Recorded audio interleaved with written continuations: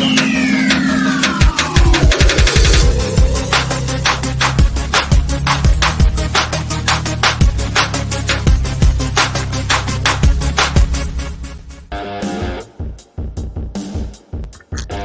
right, welcome to the Krueg Show, everybody. Hope everybody's having a phenomenal Wednesday. Larry Krueger, Ryan Smith, Dan Coach Emilio, and our special guest today, Claudi Gestro, who returns. She had joined us during Niners-Rams because she covers Southern California sports, and but she's back with us to talk a little baseball and a little Carlos Correa. And Claudia, I know you've been checking out the Krueg Show channel and checking out some of our stuff. How are we doing? How have the shows been? What do you think? Oh my God, it's been so exciting to, watch you guys and just, listen to all the opinions. And I love the vibe, the combination of everybody. So you guys are doing a great job. I enjoyed your show a lot. Well, we appreciate that. And of course, Ryan, the young guy in the house, Dan, of course, represents a group of people that have smaller hands. And then, of course, and also lives in a 55 and over community, Del Boca Vista. No, but what'd you think of the Correa thing? Where's he going, Claudia? I mean, it was the Giants, then we all blamed Farhan, then it was the Mets, then it's nobody, and now there's new teams. And what are you hearing? What's the latest? Well, so far the latest is that no matter what, he's gonna probably stay with the Mets. It's just a matter of time. Obviously, it is a concern. I mean, I think the Giants probably did the right thing. I get it. There's a lot of money on the table. It was $350 million for 13 years. So, and he's got an injury in his right leg with that piece of plate, that it could probably, it could be a problem if something happens during the season. He'll be out, and he's an important piece. There's a lot of money on the table, and as you know, there was a game he played, and they actually hit him on the plate. He even said it. Somebody hit me on the plate, and he felt it, and it was a little numb. He felt numb and everything. So all those things, they are taking in consideration. That's why the Giants just say, no, forget it. We're gonna just pull back. And I get it. I know a lot of people were really upset about it. They thought that it was ridiculous that they pulled back, but you know what? It's just so much money, and you can risk. I mean, a piece that can probably break in the middle of the season. So you think the Giants were right to pull out on because I mean the Mets obviously have an issue with the same issue that the Giants have, but the Mets are still at the table with Correa, where the Giants, it sounds like, just they're not part of it. Do you think what would you rather be the team, taking that huge financial risk on Carlos Correa, or would you rather be like the Giants and get out and not risk it? That's a good question. I mean, obviously the Mets are not afraid. They're gonna risk. There was a little discount, I guess. Minus, it was 350 million. Now it's 315. So obviously the money, the amount is going low. So. Now, Claudia, Mark Graves, who's like a made man on our channel, says, "Is Claudia a Krueg Show subscriber? Are you a subscriber to the show, or are you soon to be a subscriber to our show?" Is he asking me that? Well, yeah. Mark Graves is saying, "Is Claudia a subscriber?" Because I mean, this is a big night for the show. We should probably tell people tonight. We are, Ryan, maybe you could look it up, but I think we're like 25 or 30 subscribers away from reaching 9,000. And we just reached 8,000, a week or two ago? So this has just been a bonanza of a month as we've gone from 8 to 9,000. Yeah, we're at 8,978. So we're 22 away from 9,000. So if anybody, if you're in the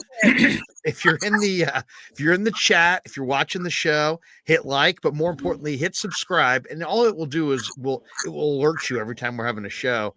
And as we said, let's see if we can get to 9,000 tonight. We're at 8,978 subscribers. Yep. We've gained 1,200 subscribers in the last 4 weeks alone. So I'd just like to thank everybody who's joining us on the Krueg Show each and every night. But let's get We're back going to go to to a Jerry Lewis telethon here pretty soon. exactly. And by the way, yeah, whoever wants to make the biggest donation of the night, if we get to 9,000, Mole typically throws a C note.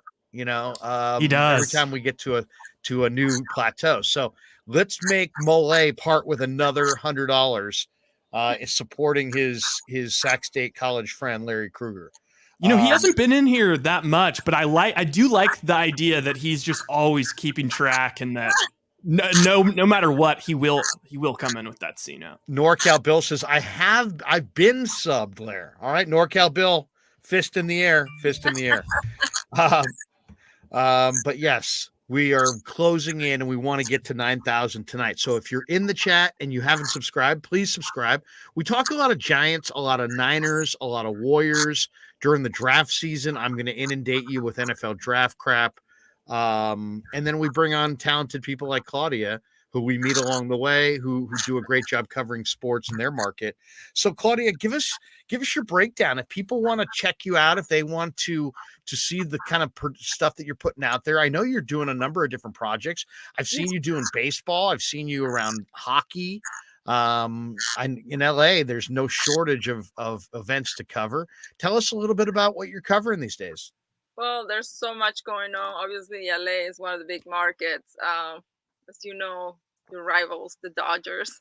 We've heard of them. They're a smaller outfit. There's just so many great teams, and this is a city of champions. We have a lot of championships here.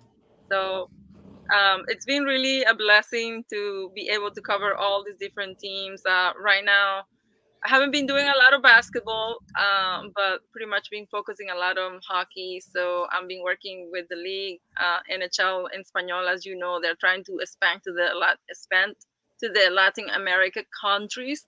It's so new because there's not even ice in some of these countries. So, but it's been exciting, and we're getting there.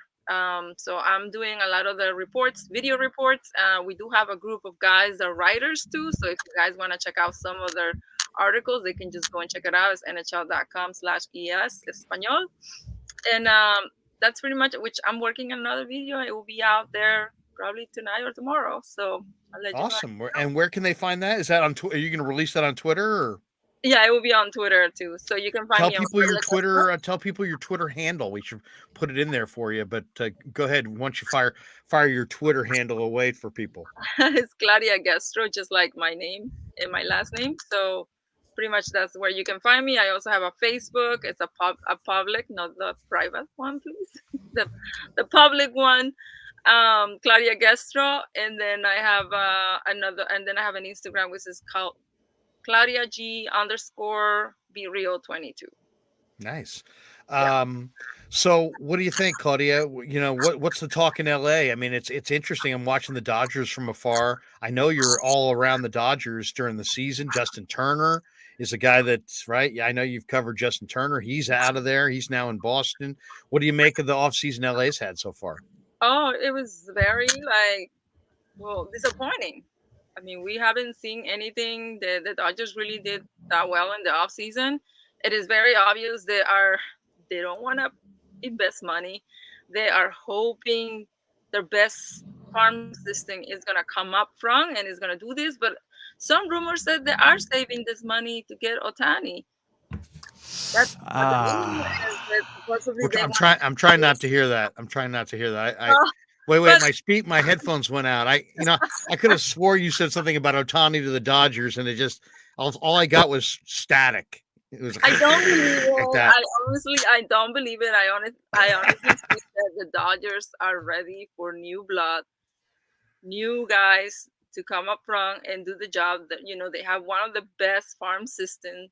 So why not? Why not bring some of these new guys? And we saw some of them already in the regular season. They moved up and they're been performing well. So I think they're just, I was disappointed with certain guys. Obviously, we love JT. We didn't want to see him go anywhere. I'm going to miss him personally. He was amazing to all of us.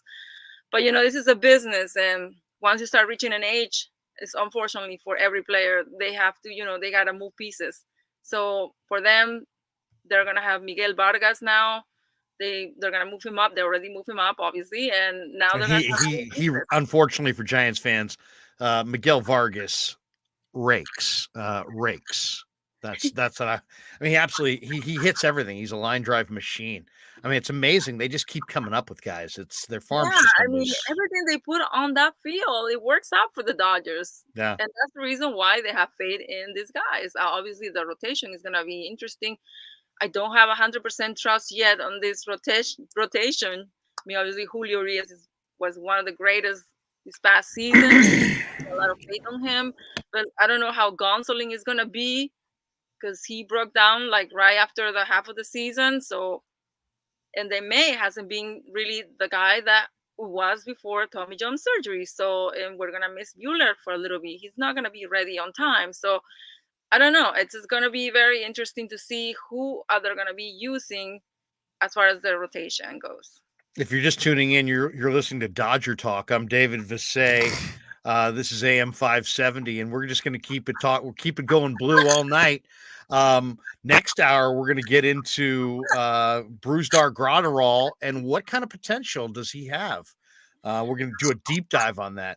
No, all these Giants fans going, what the hell is going on here? I got to jump in, Claudia. We got our 9,000 subs, mostly Bay Area Giants fans. We have some throughout the country, but you did say everything the Dodgers seem to put out on the field works, and I have to agree with you for 162 games. Are you wearing a Dodger hat and a Dodger shirt right now, Dan? No, Warriors. Oh, Warriors. I wasn't sure. Yeah, I saying LA, everything works for 162, but after that, it doesn't work too well. Boom, roasted. Yeah, you know what's just really disappointing is like the way when Giants talk about like, oh well, they didn't get Correa, but you know what? They're gonna just set their sights on Ohtani, and it's everything's gonna be about Ohtani. And it's like when I hear that from Giants fans, I immediately get sad and just think about the state of the franchise. But when you say it, talking about the Dodgers, I'm like, yeah, that makes sense. They'll probably get Ohtani. I've been saying that. Yeah, that's gonna be. I don't know. I heard that he might go to the Padres too. That's another one. Jesus Christ! Really? That's a possibility. Yeah, he might. Holy hell! Oh my gosh! The big Giants story of the day is that Tommy La Stella DFA'd, designated for assignment. Tommy La Stella. I don't know if they're going to be able to trade him. He's 34 in January. He was up and down. Really with the Giants. Yeah. I don't know really what happened with Tommy, since he left the Cubs. It was just so started going down, went to the Angels too, and it didn't work out there. Then we went to Oakland, and it's just been, it's been going everywhere. One guy, Claudia, that Danny's been rooting for the Giants to get will not be coming to the Giants officially. The Marlins are in agreement with Gene Segura. Yep. 2-year deal for $17 million. Last 4 years he spent in the NL East, so he's a pretty good hitter. Yeah. Plays short, second. Yeah, he's Well, I'm really happy for him because he's got a lot of years under his belt, and it's not easy to stay in the big leagues for that long. Yeah, no, there's no question. So what do you think? I mean, give us your quick thought on the Giants and where they go from here, because it's a lot of Giants fans are kind of frustrated, Claudia, and not really knowing what direction they're going. Are they going to get more hitting? Are they going to get a major player? Are they going to get back in the mix for Correa? If they don't get Correa, they're going to do something else. Give us the the out of town. Give us the non-Bay Area perspective on the Giants offseason.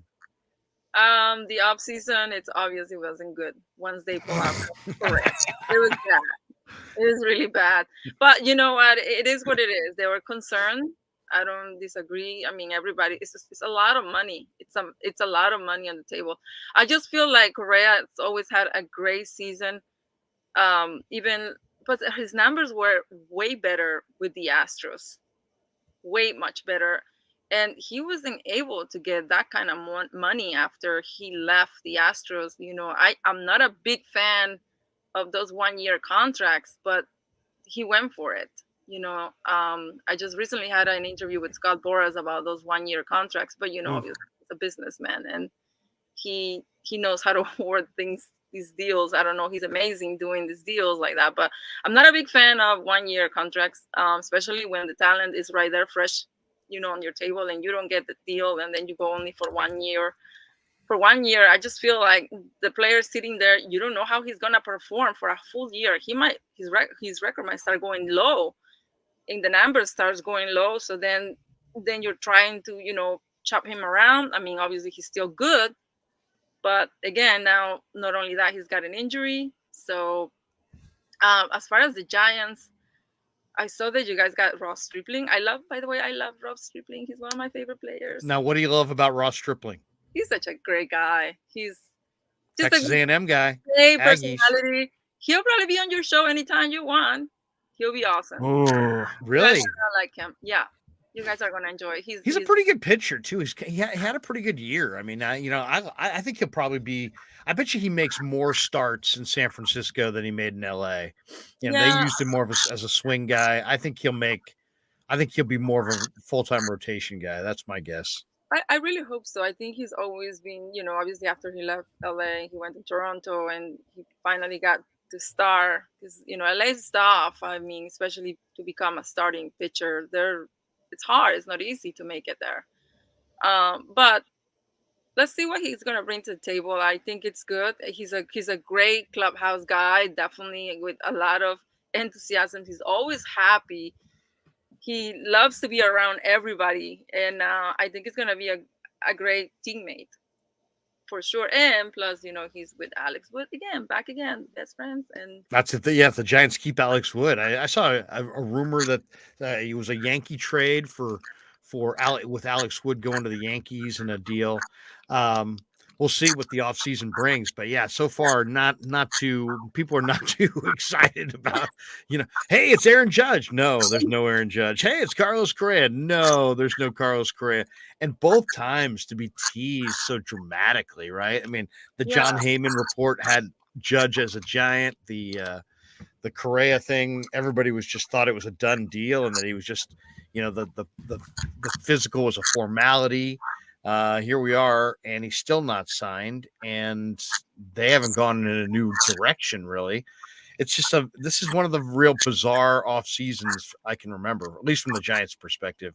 And there's a lot of people who are kind of wondering where do they go from here, because they don't have tons to trade, and there really aren't any premier free agents left.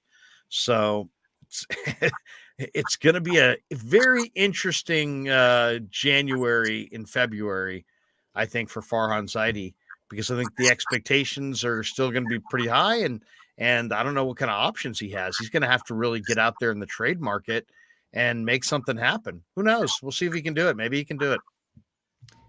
You never know. It sounds like you have a really healthy perspective when it comes to rooting, or covering these players and talking about them. You're like, oh yeah, that guy's a great guy. I'm really rooting for him. I think there's a lot more negativity over here on the Krueg show. Tommy, let's do it. Get him the hell off the team. Giants always being fighters for a long time. So, but yeah, it hasn't been really an easy past season for the team. But we'll see. I mean, again, I don't know. I think I trust the Giants. They always come up with something good. Well, we shall see for sure. Hey, Claudia, we just want to say, happy holidays to you and happy New Year. And we'd love to have you on more when the Rams, when the Rams and Niners do eventually clash. And you're always welcome to join us on the Krueg show. But we're going to now get into the basketball game, so we'll let you go because we know you didn't see the game. But it's great to see you and happy holidays. I have one more question. Yeah, go ahead. How warm is the seat for Dave Roberts right now? Because I feel like there's a large portion of Dodgers fans that are like, how in the hell has this guy not won a World Series, a regular World Series, with this much talent? I feel like Dave must be a little bit stressful. I don't,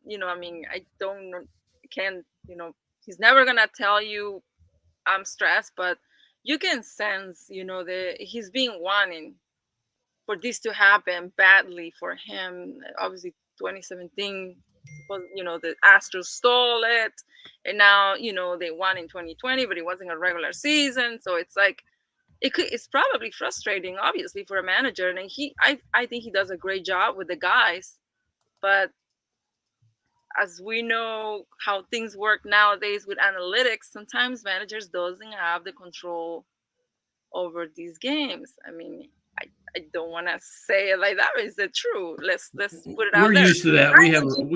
We have a bot up here too. I mean, your guy came from the Dodgers, right? Yeah. So yeah, great. that's exactly the same mentality. And basically, I think that if they just let these managers do their thing, I think things will be so much different. I mean, we just saw it in the postseason. What happened? Why did they pull Anderson? They were winning the game, and I was already seeing a game 7. But no, why? What do you think? Well, it's obvious. It had to be analytics. There's no way. Matt Wright says, "Here's $1.99. I miss hating on Matt Kemp." And then this is why we're going to let you go, because we got guys like this now in the room. Mr. BMW Lotus. Hello, morons. Mr. Blotus is here. So, I don't even want to soil you with this kind of action. And these are the kinds of people. These are the degenerates that we have. These are our people. You know what I mean? And so I don't want to subject you to our people. No, but Claudia, good to see you, and Merry Christmas, Happy New Year, and hopefully we'll get a chance to talk to you and have you back on the show. We always love when you stop by, and if you have anything that you want to promote, please do. And of course, we're happy that you're a watcher of the Krueg Show. Hit like, hit subscribe, and we'd love to get you back on here and talk a little baseball come April. Sounds great, guys. Well, Happy New Year, and I hope you too. Take care. Thanks so much. Claudia Gestro from Southern California checking in, and she's great. She is absolutely great. And we caught up with Claudia in the during the football season. We're talking Rams, and then she sent me a note saying, "Hey, she's watching the show. That she's a regular watcher of the show." So, and then she starts quoting the great Dan Coach Emilio, and I thought, my goodness, this is a woman quoting Dan Coach Emilio. Let's get her on the show. So, but she did have a little audio thing going on there, and I think it was starting to bug some of the people in the chat. So, people in the chat, if it was her audio that was bad, we apologize. But she is a friend, and it is the holidays. All right, let's get to the Warrior game, because the Warriors this was an incredible game. 112-107. Golden State gets the win over a Utah team that, put out 37 points in the first quarter, led by 10 after one. And then, it looked like Utah was going to win this game. And then Golden State, takes over down the stretch, 29-16 for Lauri Markkanen. And Jordan Clarkson, man, he is a tough cover. He had 22. It's not that it's just that he's just a tough guy to stay with. He's just so liquid with the ball. But man, Jordan Poole had 26, 19 for DiVincenzo, who was outstanding. Looney had a nice job, did a nice job on the glass. Draymond got a couple of huge blocks at the end. 6 points, 9 rebounds, 5 assists, 3 blocks for Draymond Green. Kuminga, I thought defensively at times really is. Jonathan Kuminga, if all he wants to do is harangue and harass and defend, he can be an absolute force. And he was doing that tonight. And he was just, he is going to be really, really valuable if he keeps playing defense the way he did tonight. And then Patrick Baldwin, oh my God, this is the guy that I'm the most excited about. He had the best plus minus of anybody on the team tonight. He was plus 13. He played 13 minutes. In those 13 minutes, he scored 11 points, grabbed 4 rebounds, had a steal, only had 1 turnover, took 7 shots, 5 of them threes, made 4, 3 from beyond the arc. This guy knows how to play. The ball comes off his hand. It's beautiful. So I thought he was great tonight. And then, man, I really liked. I mean, I know Cy is not here. I know what you're saying. but- Yeah, I know what you're going to say. I really liked what I saw out of Ty Jerome. Hey, he's been coming on. Ty Jerome in the two-man game, while. guys, with Wiseman, I thought looked good. You know what's weird too is that for Wiseman, for all this talk that Wiseman is such a flawed player, it sure seemed like Utah was just like dead set on him not catching the lob and throwing it down, to the point where they let Jerome just basically take it right at him. Right. And he wound up with 17 and 7 boards. And he looked really good. So, the guy who doesn't look NBA to me is Lamb. Lamb. I don't like Lamb. I never liked Lamb as a kid, and I don't like Lamb now. A little too gamey. I never liked the mint jelly. My mom would say, "Do you want a little mint jelly with it?" I mean, it's like, can we make it taste even worse? I mean, have you ever had lamb with mint jelly? I have not. No. No, neither. No, I mean, I've had lamb, but not with the mint jelly. No, I mean, I've heard of it with mint jelly, but I think mostly when I've had lamb, it's been like maybe like some of those lamb pops or whatever the heck, or maybe some sort of Indian food. Yeah, never with the jelly. Like on a skewer or something, maybe. Yeah.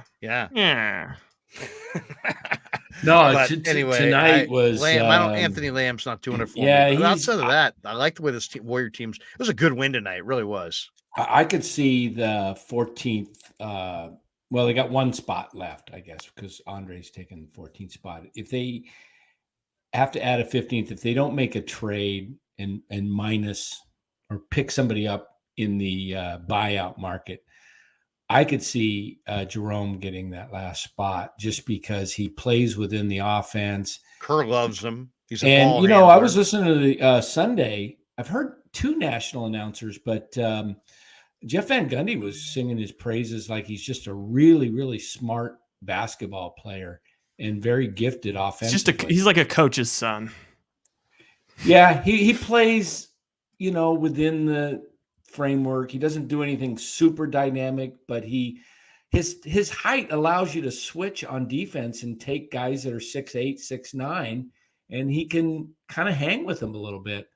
I think that's why they liked him over, some of the guys, Weatherspoon, just because he's 6'5". He is a ball handler. He's a distributor, and he can knock it down.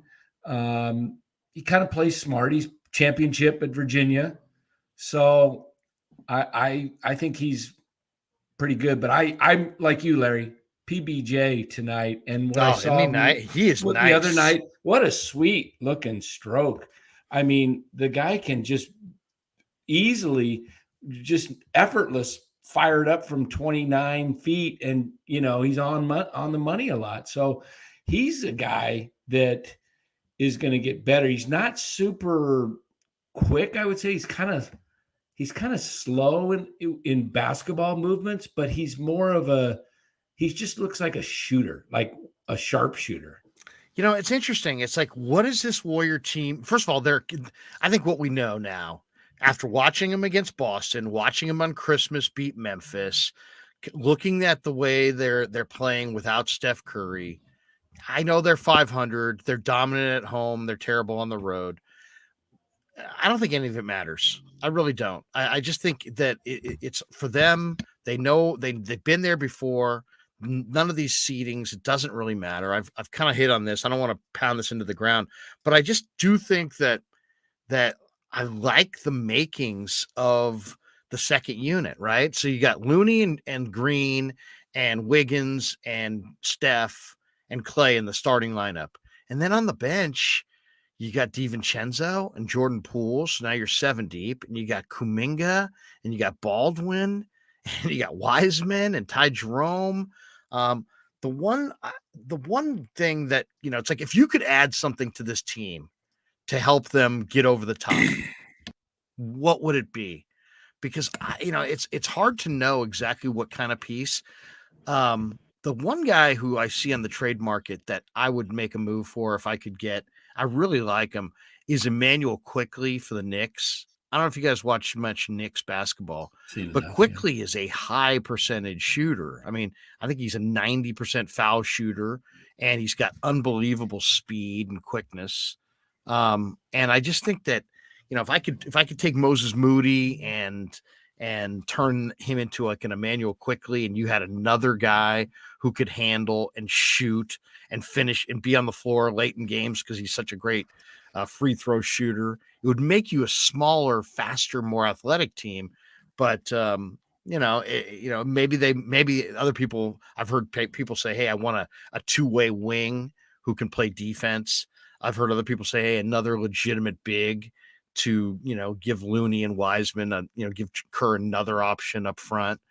But I like Quickly a lot. That would be attractive to me. But to me, this game was so exciting because you're seeing Baldwin and Kuminga and Wiseman and some of these young guys start to show themselves. And this team, is starting to find their way. I mean, this was a great win. This Utah team was favored by like 6 or 7 in this game. So they've got a pretty good team. So I don't know. I mean, they're a little bit of a surprise, but I mean, I think Vanderbilt's good. I think Olynyk's good. Conley's a little long in the tooth, but I mean, it's to me, Utah, I don't know if they're as good as their record, but I like some of the pieces. I shouldn't say they're a good team. They're not a good team. They're just a mediocre team, but I don't think they make the playoffs. They got off to a hot start. But we all said really they'd love come Markkanen, back to earth. and I like some of the players here. I like some of the pieces. I love Colin Sexton. I think he's really exciting. But good win for the Warriors for sure. And what do you think, guys? Is there, if I say to you, the Warriors need just one more piece, if you could do one tinker, if you're Bob Myers, is it Jay Crowder? Is it a big man? Do you try to get a guy like Vucevic in the buyout market and bypass the trade deadline? To me, Moody is the one guy that I think has value. His contract's about $4 million. I think you can find a number of matches for him. You could throw in a player, Jermichael Green or something like that, to make the money work. We lost you, Larry. Sorry, there you are. I muted myself. What do you think? What's the final piece to the puzzle? Because I don't see any team in the West that can stop Golden State on knowing what we know about their talent and their coaching and their experience. What do they need to climb the hill? What do you guys think? Is there a player that you like that you're eyeing for the trade deadline? I'm gonna look up. Is there a buyout market article yet? Buyout NBA. I mean, they're talking about JaVale McGee. I've heard Nikola Vucevic. To me, Vucevic would be the ridiculous buyout. Yes. Return here says. I think Vucevic would be, if he's on the buyout market, would be. But I personally don't think I don't think they'll make a trade, and I don't think they need to. I think what's happened with Curry going out, although it was hard to see, as long as he comes back 100%, I think this is kind of one of those blessing in disguises because of the way the schedule hit. That happened on that tough 6-game road trip. They come home. They've got 8-game homestand, relatively winnable games. And this is a chance to start seeing all these young guys get a chance to play, especially, tonight, back to back. So, Clay's out, JaMychal Green's sick, Curry's out, Wiggins is out. So you got all these young guys that got to step up, and they're getting the chance and they're proving it. The other thing I love about this situation, I don't want to see Curry out. Obviously he's coming back, but Jordan Poole you're getting to see why the Warriors paid him the big money, because he is the heir apparent to Steph Curry when Steph retires, whether that be another 4 or 5 years, whatever it is. Poole is the guy to take on that mantra, because he is a special player with the ball in his hands. 2 of 10 on threes tonight. Yeah, you're going to have those kind of nights. But what I love about Poole's game is he goes to the rack and he gets to the foul line. Let me see how many 6 turnovers, 1 assist. Yeah, how many foul shots did Poole have tonight? Let's 12. see. He made 10. Yeah. 10 to 12. So, I mean, Curry doesn't get to the line that much usually. I mean, Poole goes to the rack, and that is, huge for this team, especially Utah. They allowed like 72 points in the paint the other night to San Antonio, which is unbelievable. So that's their weakness, and the Warriors finally got down there, the key stat too is the break. The Warriors beat them on the break tonight. It was plus 21 for Golden State on the break. 23-2 was the fast break points. They prevented the Jazz from getting out on the break. The Jazz got no easy buckets. They played the game entirely in the half court. Warriors, on the other hand, without Steph, pushed the tempo, got out and ran, got 23 points off the break. So, I mean, that's the way they're going to have to do it. I mean, especially with Steph out, with any of their big time guys out, you got to push the pace and get points in transition. I'm looking at the standings right now. The Warriors are in the 10th position, 5 out from the top spot, only 2 out from the 5th spot. So there's a long way to go, and they'll end up in that top 6 somewhere. I said in the beginning that Portland would fade and Utah would fade. I don't know who the other Sacramento. Sacramento, I think, is definitely going to make it somewhere in that top 8, I believe. Well, we'll see. Sabonis just has a fractured thumb. I don't know, depending. Yeah, I think they'll make I think they'll make the play in. To me, it's New Orleans, Denver, Memphis, Clippers. Those 4 should be locks for the top 6.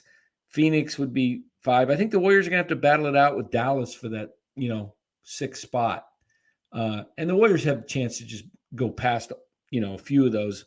I don't see them getting the top spot this year, but like you said, that's not a concern. I don't think it is. Let's hit the chat here. GD5 says, I think with Kuminga playing better defense, I'm not sure you need another defensive big. Wiseman is improving as well. I agree with that. Corey Cooper says, Warriors really do have some great young talent. Add Jay Crowder. Okay. GD5 says, Quickly is a good player. I mean, I just think it would be, they already have Steph and Clay and Poole. And if you're going to have another bench piece, you got the way the game is now, I'd almost rather be a ball handler and a guy who can, if you foul him, he's another 90% foul shooter. I think if you added a guy like Quickly and you had a lead, let's just say 10, 12 point lead in the fourth quarter of games, and you have Poole and Clay and Steph, and you could put a guy like Emmanuel Quickly out there and they're all shooting 90 something from the foul line.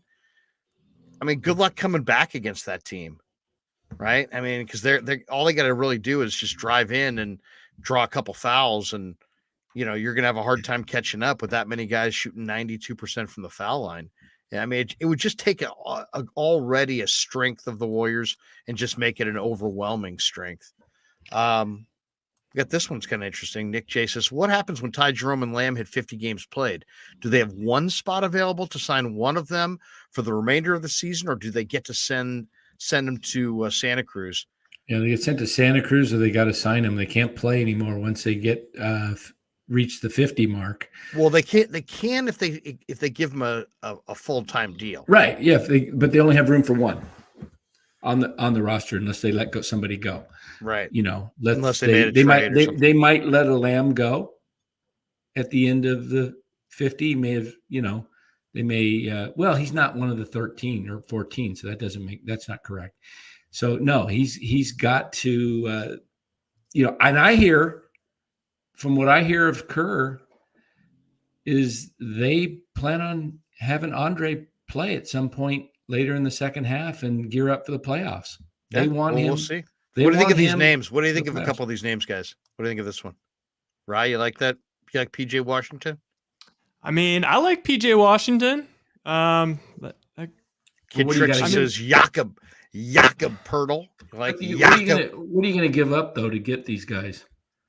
Well, there was talk that San Antonio wanted like Moses Moody and a couple number ones. Would you do Moses Moody and a couple number ones for Jakob Pertl? Yeah, I might. I mean, I might. Moses Moody and a couple. Yeah, I probably would. I might do Seems that. like a fair deal. I'm not willing to give up Wiseman, and I definitely I'm not would either. never trade Kuminga. That guy's No, going to be I a agree. star. Pirtle is a big who can shoot, assist, rebound, and block shots with great quick feet. There you go. Kid Trickster's got the scouting report. I like that. Niners Warriors says people forget Andrew Wiggins is out. I mean, Wiggins, the Warriors are beating these teams without their two best players. Yeah, that's why I say they're in a good spot. They're peaking. I wouldn't say peaking, but they are starting to play better. The young guys are getting some minutes to develop. Wiseman's trip to the G League helped him tremendously with learning to play defense better. If you notice when he's down there, he's not getting caught up in the pick and roll and just leaving his man wide open. He's using his length to kind of back off and kind of play both the center and the penetrator. So I like the way he's playing defense. He's actually given them 8 to 10 minutes where he hasn't, been negative on the plus minus. Dondada says Purdy can shoot the three. We have this one, Mr. BMW Lotus. All you Jimmy G and Lance fans, sorry, people. It's Purdy time. Wow, we're getting a lot of Purdy. Val Ramos, Purdy should try out for the Giants. And that They is this need a my center actual fielder. brother? This might be my actual brother. Chris Krueger, 25, says $1.99. I mean, I got people dropping C notes on me. And my own brother's giving me $1.99. Your brother's name is Chris? Yeah, that's like flipping the bird. And he says, light the beam. Who cares about the Warriors? Is light the beam a Kings thing? Yes. Whenever they win. Really? That's a light the beam? Yeah, you didn't know that? Light this. Light Come on, this. show them your hand size. Come on, who's got the bigger hand, Larry or Chris? I can. I mean, look at that. Just that skull. Did you ever choke your brother? Did he ever choke you? Can I tell you one of our best fights? Because we're brothers. He's 5 years older, and he was quite a bit bigger. He was like 6'5". I'm 6'1" and change. So we're arguing about something, and I was always the bigger, mouthier one, of course.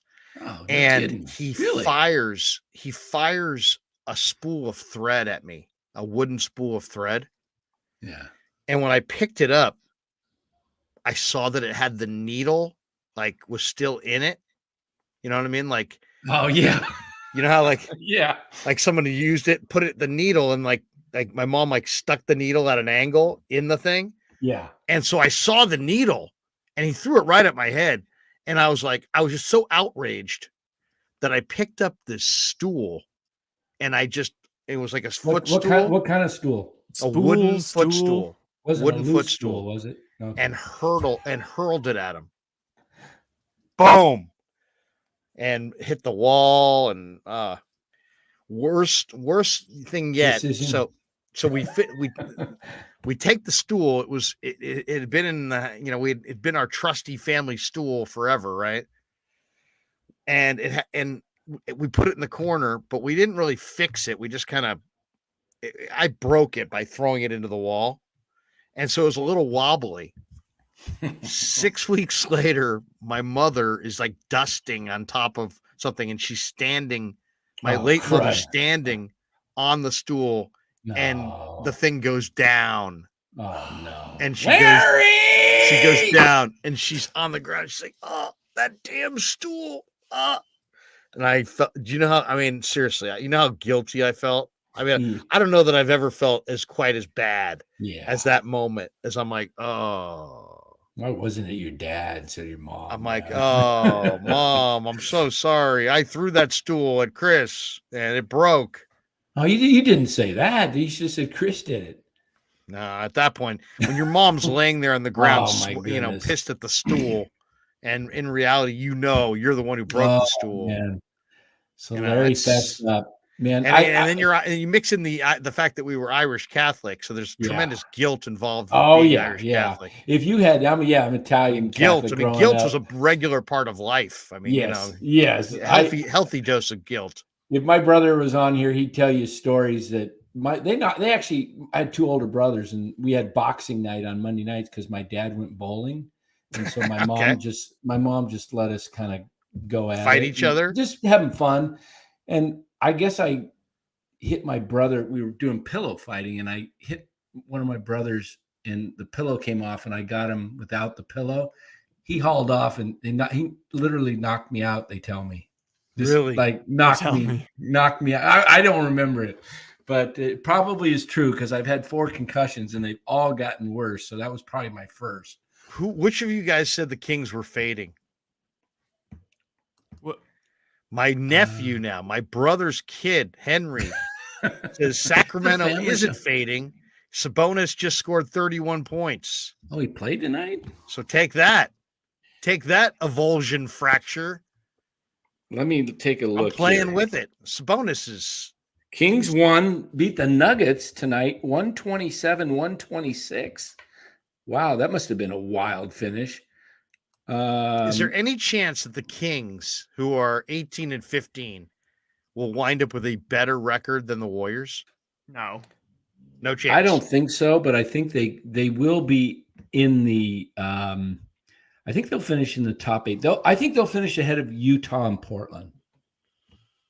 Their starting 5: De'Aaron Fox, Kevin Huerter, Keegan Murray, HB the Senator, and Sabonis. That ain't bad. Fox had 31 and 13 tonight. Sabonis had 31, 10, and 5. But you know who's my favorite player on this team? Malik Monk. Yeah. Dude, Malik Monk can fill it up. He had 33 tonight off the bench. Looks like he hit a game. I don't know. Did he hit a game winner with 20 drain Malik shot? Monk is the real deal. Yes, including the tie-breaking free throw with 0.7 seconds left. And the Kings came back from 19 points down late in the third quarter tonight to beat the Nuggets 127-126.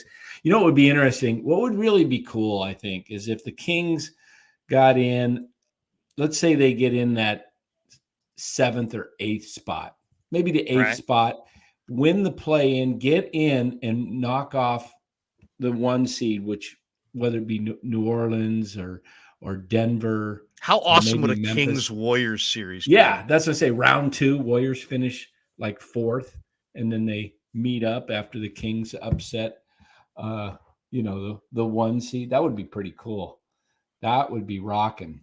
The Northern California would be that'd be crazy. Malik Monk is scary, man. 33 off the bench. Robert Boyd says, here's $5. DeMar DeRozan wants out of Chicago. Rumors have him wanting to leave. I'm a Bulls fan. DeMar DeRozan. You'd have to trade too Wiggins. much of yeah, I wouldn't do it. I don't think you could get DeRozan for what they have. Yeah, I wouldn't do it. You have to move like Draymond. Yeah. No, what does DeRozan make? Let's look that up real quick. Let me see here. He's got to be making close to 30. DeRozan's got to make a big grip of cash. Yeah, I don't think. What would you say? 30? You're guessing 30? I'm guessing 30. Yeah, he makes 27.3. Okay. 27.3. So that's about right where Wiggins is. Wiggins is right around there. But Wiggins makes 33. Oh, Wiggins makes 33. This year, I don't think that's kicked in, has it? Yeah, no, it is. It's 33 this year. Oh, it's going to go down. It's going to Yeah. go down. That's right. Yeah, I don't want to trade Andrew Wiggins. To me, fits perfectly in the system. I don't think the Warriors Clay. tinker. Would you move Clay? I'm not moving anybody. I'm off. I think Draymond. I think things are getting better between Draymond and Poole, the locker room. Draymond, man, I watch him play on defense. He comes up. I mean, those arms. How long it's his reach? 7, like. Oh, he's got the reach of a 6'10" guy. He's like 6'7" change. It's unbelievable how many key blocks he gets. And great player. Come on, yeah, Green is a great player. Green's a great player. I have been down on what he did and been in seeing that the everything's wearing old. But I did say after that, you're going to see a different Draymond. I think you're seeing Draymond have his best all-around season in the last 4 or 5 seasons. He's in good shape. His shot's better. He's taking, pride in his 3-point shot. He's working on it a lot in practice, and he's not hoisting up shots just because he's taking it only when the shot clock warrants him to take it and he's wide open.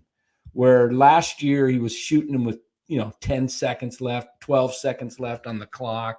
All right, did you steal hoisting from me? Because I say hoisting a lot. Maybe. I don't know. Maybe, how you hang around somebody long enough. God damn it. Danny, stop using my line. God damn it! Jaguayo hoisting. Says, don't you take my hoisting. Jaguayo 56 says, "Here's $2. Poole, great offense, but defense needs improvement." What do you guys think? Well, yeah. What's nice though is I like the lineups when DiVincenzo's out there because he's just naturally defers and just he just makes everything work when it's him and Poole out there. There's definitely is going to be an adjustment period with Poole where, the guy clearly, he kind of needs to find his rhythm early and he does better when he starts. It just is what it is. He does. So, but hopefully, what do you think? I kind of almost wonder, like you said earlier in the year about, starting Poole and sitting Clay. It's just tough because Clay's been good. Yeah, Clay's coming around as we said he would. I think this team is gonna peak at the right time. Curry being out for probably close to a month by the time he comes back is gonna be good for his body for a long run in the playoffs. What's the latest on his shoulder? That'll be the blessing in disguise right there. Yep. What's the latest on his shoulder? He's got 2 of them. I'm seeing him move it more, the left arm. The first week he wasn't moving it because it had to heal. So the pain's gone. And so he's moving it and he's starting to rehab it.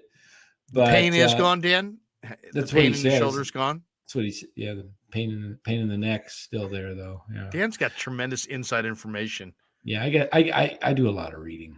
The pain is gone. There's still some tightness in there. Yeah, a little tightness, but there are rehab is starting, and he's not going to be hitting the range anytime soon. No, he's not hoisting anything right now. Look at that. Nick J says the Spurs cut Lonnie Walker the 4th before the season. Why didn't the Warriors look to add him? Would have been a great piece off the bench. I agree. I think Lonnie Walker's an athlete. That's not the guy that had the other issue. That was the other guy that had Lonnie Walker's a great athlete. But I don't know how they looked at their roster this year. I'll say this: the Ty Jerome is growing on me like a fungus. Yeah. Maybe when next time I talk to him, I'll say, Ty, I like to compare you to a fungus. You're really growing on us. See if he likes that. There's a little controversy brewing in the chat here. We've got senior softball game says, "I like your brother," and then he says, "Whatever, Larry." And then he says, "GD5 says Larry's bro is clowning him on his own show. LOL. Have I been clowned?" I don't know. I wasn't ready to go there, but I think we can have the conversation. You calling me a clown, huh? No, Eddie K's 24 says, Larry, is there a sibling team rivalry? Yeah, there is. We were Warrior fans, and then the Judge moves to Sacramento, and suddenly it's the Golden One. Well, guess what? Enjoy the lottery. All right. And we're down here winning championships, and you're up there saying, where's the right guard? It's 110 degrees, and we're not winning jack. So yeah, there's a little trash talk going on. Eric says, I agree with Larry's brother. Light that beam. Light that beam. What is this beam? What does that even mean? I need to know. What is it? My brother says we did cover up the stool incident pretty well. Yeah, great. She still fell on her back. Dan Coach Amelia. Larry, you're lazy. You're lazy, lazy, lazy. Larry. I miss Urbanic, man. I do miss Urbanic. The great Bill Urbanic. Romo 2001 Krueger Brothers TLC match. What does TLC match mean? I'm not sure what TLC Is that like the TV channel? Romo, Larry maimed his mom. Oh, man. Seriously. She's no longer with us. It's an emotional moment. No, I'm just joking. Carlo P. Heartfelt story, Larry. Thank you. Yeah. Let me tell you about a story how I weakened furniture and caused my mom to fall on her back. Really bad. Spencer says Chris sounds like a great guy. Oh, look at this. Now he's getting love. That's probably one of his neighbors or something. Spencer, you sound like somebody who knows my brother. GTC Reels. Look at it. Niner Stu says it's a spool of thread, not a stool of thread. I think did I say spool? I think I think you did say spool because I was like, it was a spool of thread, but a stool that I threw. Yes. Look at GTC Reels. Larry, they have nothing to do in Sacramento. Let them have the beam. Oh, here we go. This is a real nice one. Nice sentiment. Dan, you piece of crap. Oh, thank you. Yes, thank you. It's a quality group. As Steve Martin would say, thank you. Thank you. Classard 49. Larry, you got a sibling named Freddie? Oh my God. Do you know how many times? That is just. Do you know how many times Freddie I've put my card down, said my name's Krueger, and gotten the Freddie line? Do you know how many times? That movie didn't even come out. What year did that movie? Can you look at what year that movie came out? I was living my life, just being a regular guy. And then suddenly 84. I'm 14 years old and that movie comes out. And now I've spent basically ever since it's been a living hell. And you just got to become the more famous Krueger, like Mike Myers. And then commercials have made Larry an asshole. Have you noticed that? Oh, yeah. Anybody named Larry has to be a total asshole in commercials. It's like a rule. Larry. We were going to make it, except for Larry. Do you know what it's like to be, to go through life knowing that every person named your name in a commercial is a total asshole? It's a difficult thing. Dan, you don't have to deal with that. All right. Rye, come on. I mean, you might have to deal with a little bit of the, the kind of, the kind of the Buffy, that kind of a, there aren't, Ryan. It's not the most, it's a very Caucasian name. Oh yeah. Ryan Smith. Ryan. Yeah. But, wow. All right. There you go. I had to get that out. The Freddy Krueger thing. You know how many times I've heard that through the years? Literally 100 times. I think I heard it the other day at the gas station. And if you're just saying it in 2022, you're way behind the times. You're decades late.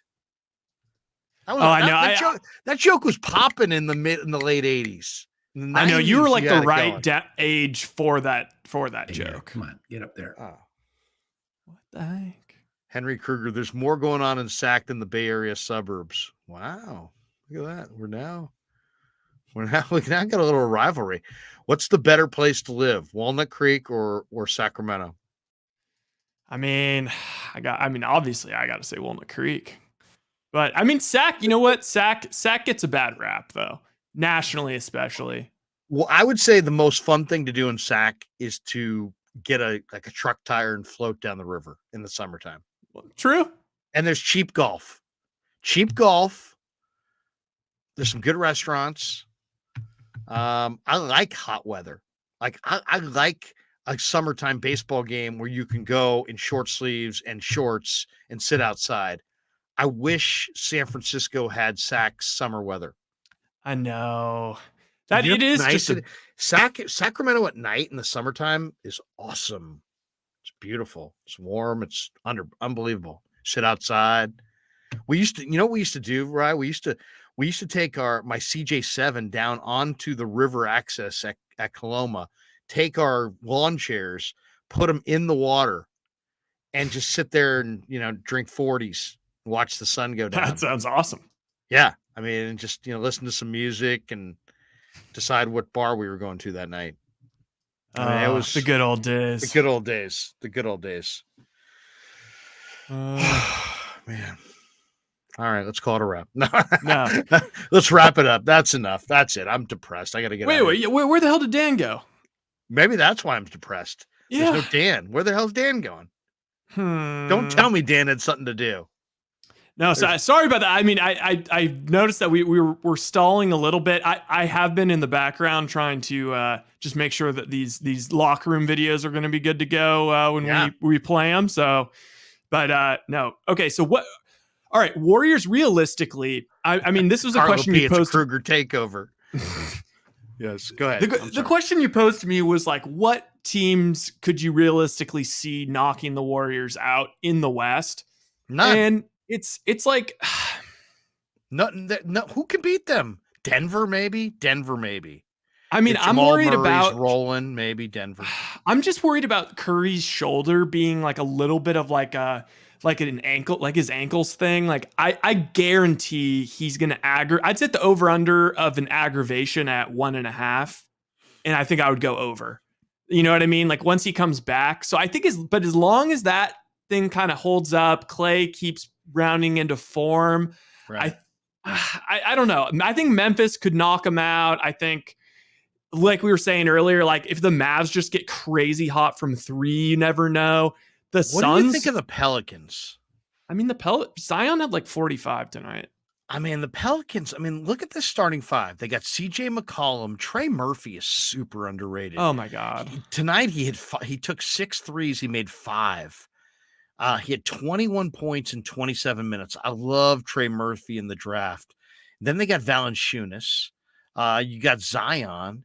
You got, Larry Nance off the bench. They got Jackson Hayes.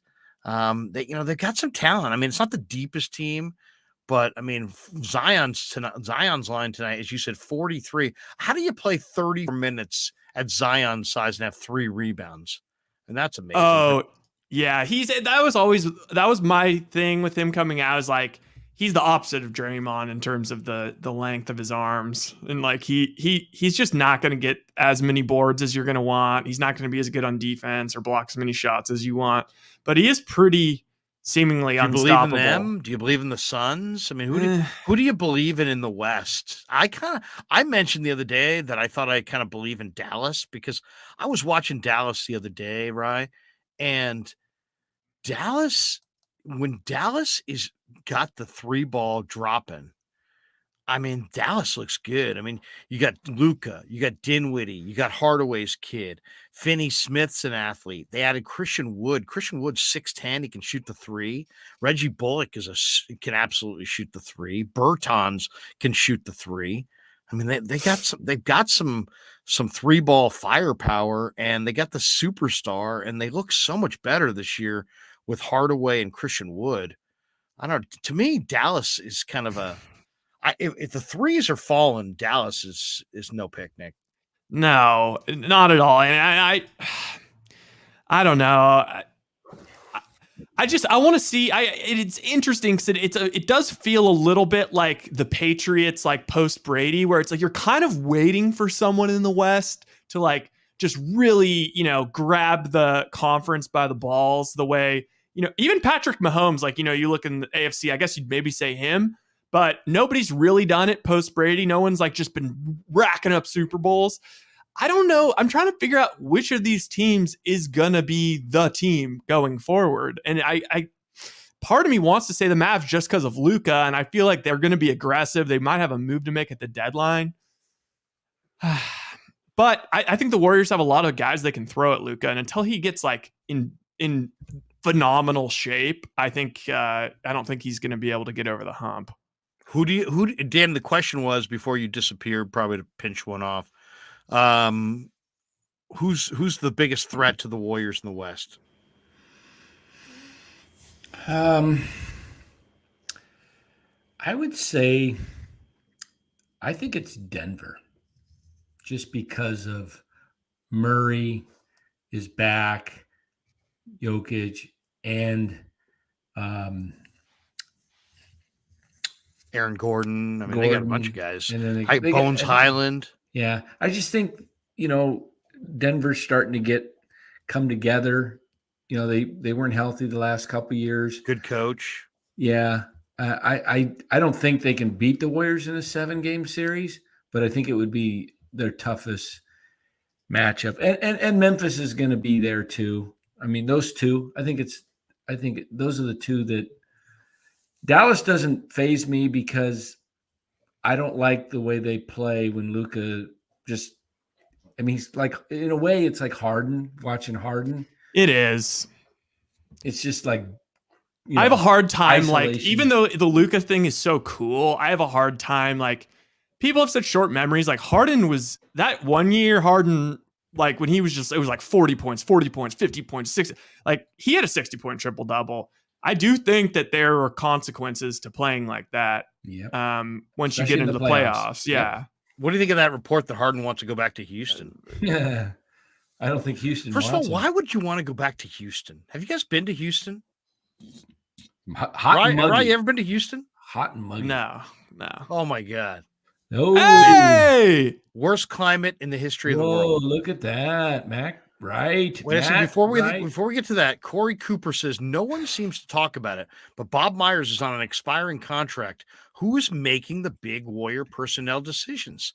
What do you make of that? That Bob Myers is on an expiring deal. Is Joe going to try to move out Bob for his kid? Son? I hope not. That would be ridiculous. The only place I could see him maybe going is like the biggest Godfather offer from the Lakers. But yeah. I don't see it. You can't let him go. He's born and Look raised at here. that. I know. Right. Wow. Look at that. He says, Merry New Year. Not Happy Christmas. The priest at church on Christmas Eve said Happy Christmas twice. I'm like, isn't it Merry Christmas? I was trying to make a joke to Will, or not. It's not even a joke, but it's just like, how it was Boxing Day on Monday, very British holiday, and I was like, wait, what do I say? Do I say Happy Boxing Day, Merry Boxing Day? Merry New Year. Question that dawned on me with all this Purdy talk. Montana was taken in the 3rd round, 6'2", 205 pounds. Always seemed to be fighting for his job at Notre Dame. If he came out of Notre Dame in today's draft, does he get drafted that high, if at all? Yeah, that's a great question. Joe was a little taller than Purdy, but yeah, he was perceived as being too skinny and too frail and not enough arm and not enough. You know what Joe had, though? We all now know, but Joe had crazy level of compete. Yeah. And you know what Brock Purdy has? The same. He's got the exact same thing. He's got that crazy level of compete.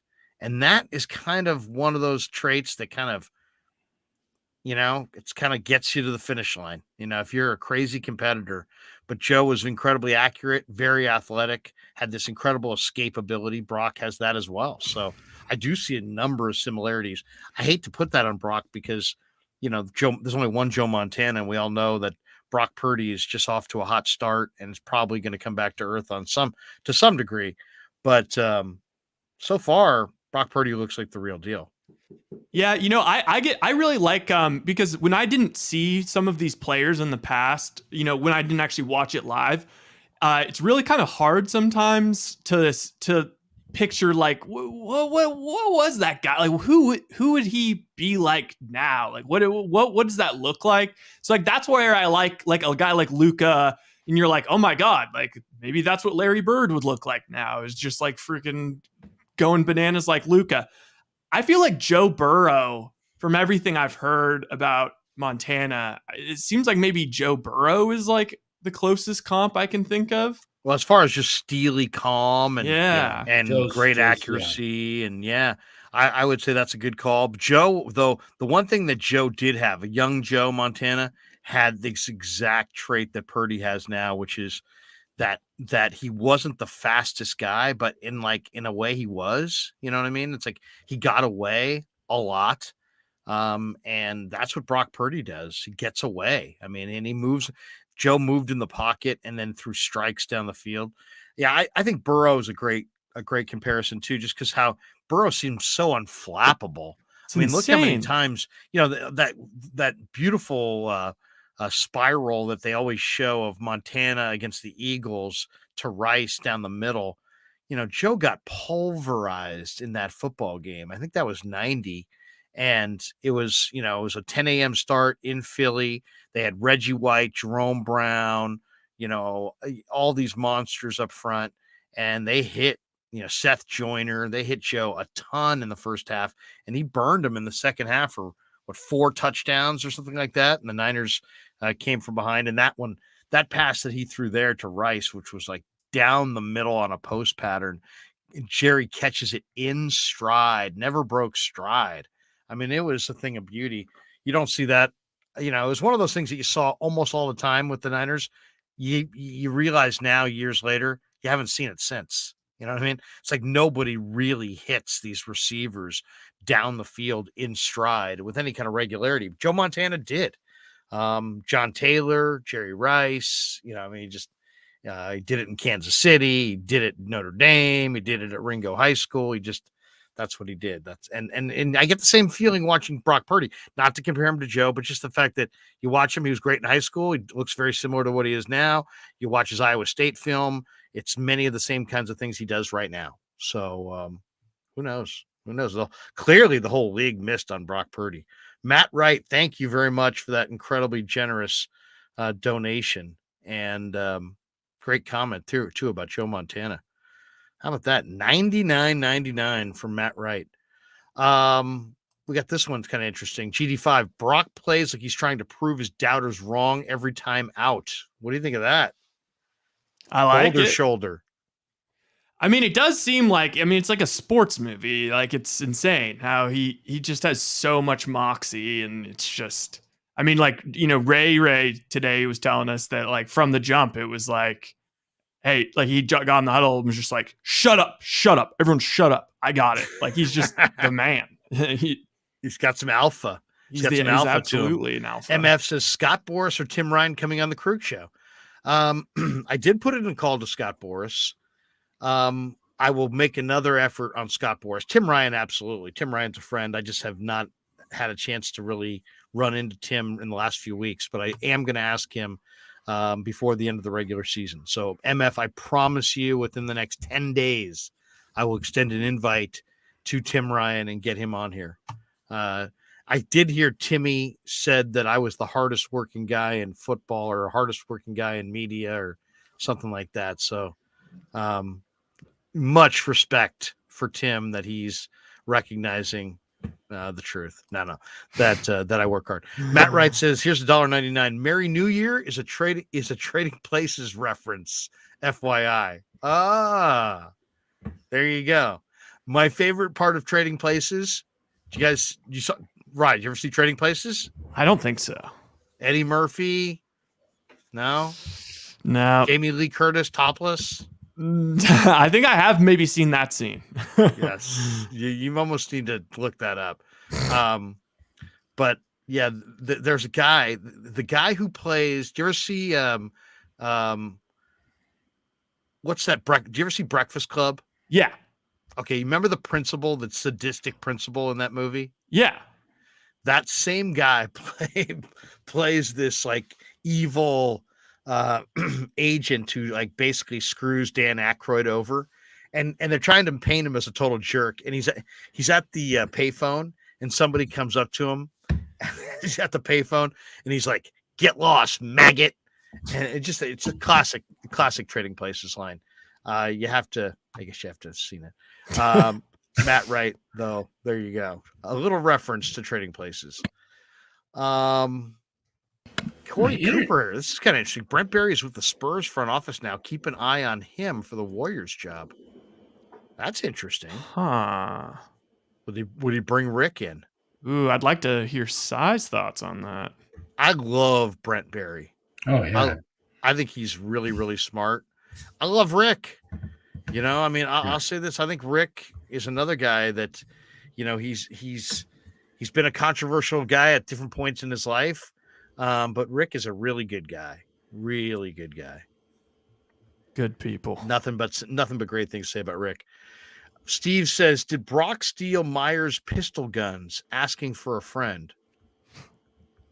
No idea what he's talking about. Do you? Anybody? No, I don't. No? Unfortunately, I don't know what he's talking about. Danny, you want to give that one a try? No. We got this one from Nick. He says, I want Brock Purdy to prove everyone wrong and get this team a championship, but take a look at the big picture. He's going to have to win a game or make a comeback in the playoffs. Can he do that? Well, didn't he do it against the Dolphins in his first start? Weren't they down when he came in? Wasn't he getting blitzed by Van Ginkel and company on like an every other snap? Didn't he start to beat the blitz and outduel Tua in that game? He hasn't experienced any adversity. Do we need a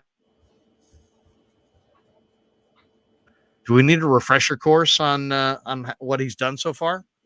He came in for Jimmy, didn't know he was going to play, then just got an array of blitzes thrown at him in a game that he didn't even expect to play in, and won the game and played really well and beat the blitz a couple times perfectly.